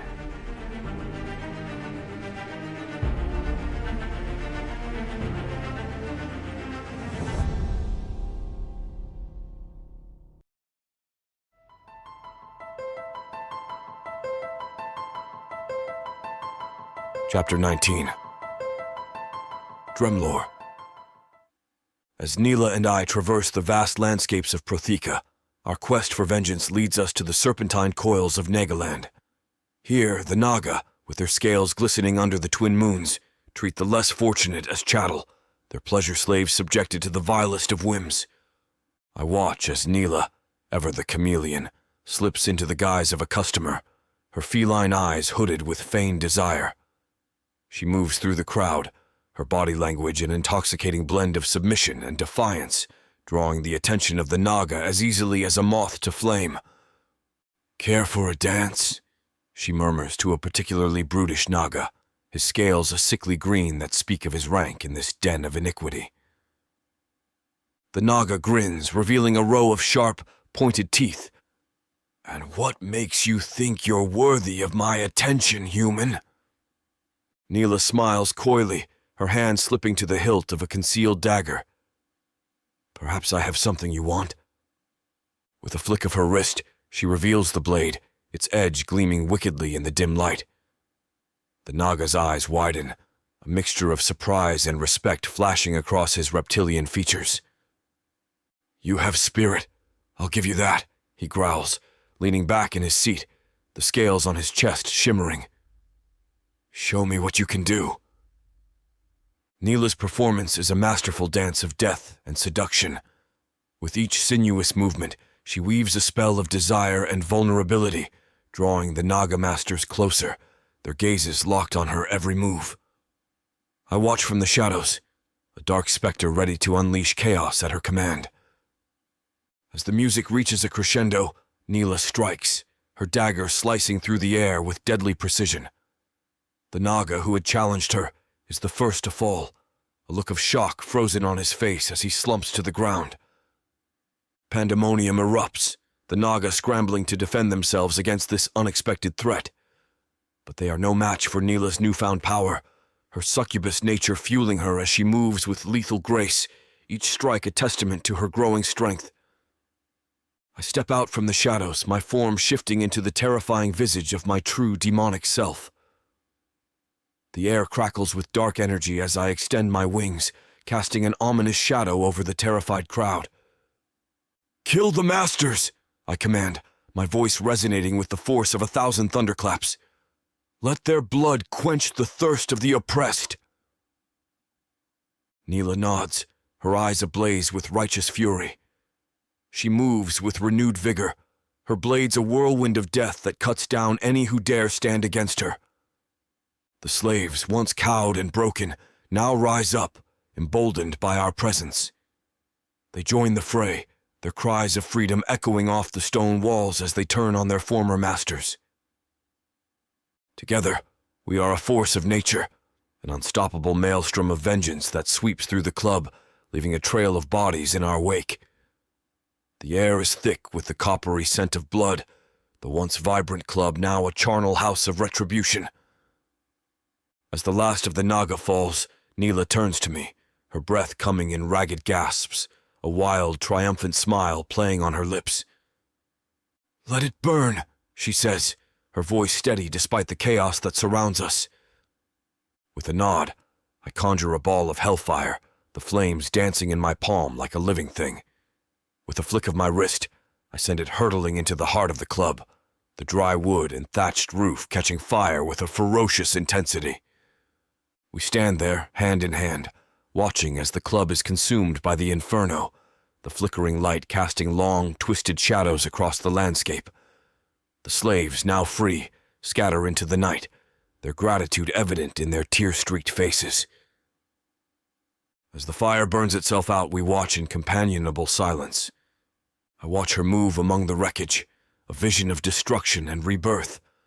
The firelight dances across her skin, painting her in shades of crimson and gold. She is a sight to behold, a deadly succubus unchained, and I can feel the pull of her power like a siren's call. You've done well, Neela, I say, my voice a low rumble that carries over the crackling of the flames. You've embraced the darkness within you and turned it into a weapon. She turns to me, her feline eyes glowing with a fierce pride. I had a good teacher, she replies, a hint of a smile playing on her lips. I step closer, the heat of the fire a mere whisper compared to the inferno that burns within me. You are now ready, I tell her, my gaze locked onto hers. Ready to assume your place beside me on the demon plane. A flicker of apprehension crosses her face, but it's quickly replaced by determination. And what will that be like? She asks, her voice steady despite the uncertainty that lurks beneath the surface. I reach out, my fingers brushing against her cheek, tracing the line of her jaw. It will be both horrifying and beautiful, I say, my words a promise of things to come. A world filled with wonders and horrors that will never leave you bored. Her breath catches in her throat, a shiver running down her spine as I lean in, my lips grazing her ear. With me, You will experience pleasures and pains that mortals can only dream of, I whisper, my voice a seductive caress. You will become more than you ever imagined. She pulls back slightly, her eyes searching mine for a moment before she nods, a look of resolve etching itself onto her features. Then I accept my fate, she says, her voice filled with a fierce joy. An eternity by your side. I can't help but smile at her eagerness, at the raw, unbridled passion that she wears like a cloak. She's a creature of darkness and light, a succubus who has finally found her wings. Very well, I say, extending my hand to her. Then let us begin our journey to the abyss. As we step away from the burning ruins, I can feel the weight of our shared destiny pressing against us. The path ahead will be fraught with danger and desire, a testament to the bond that we have forged in the fires of retribution and rebellion. Embrace the darkness, Thila, I murmur as we cross the threshold into my world, my demonic form casting a long shadow at her side. For in it, we will find our light.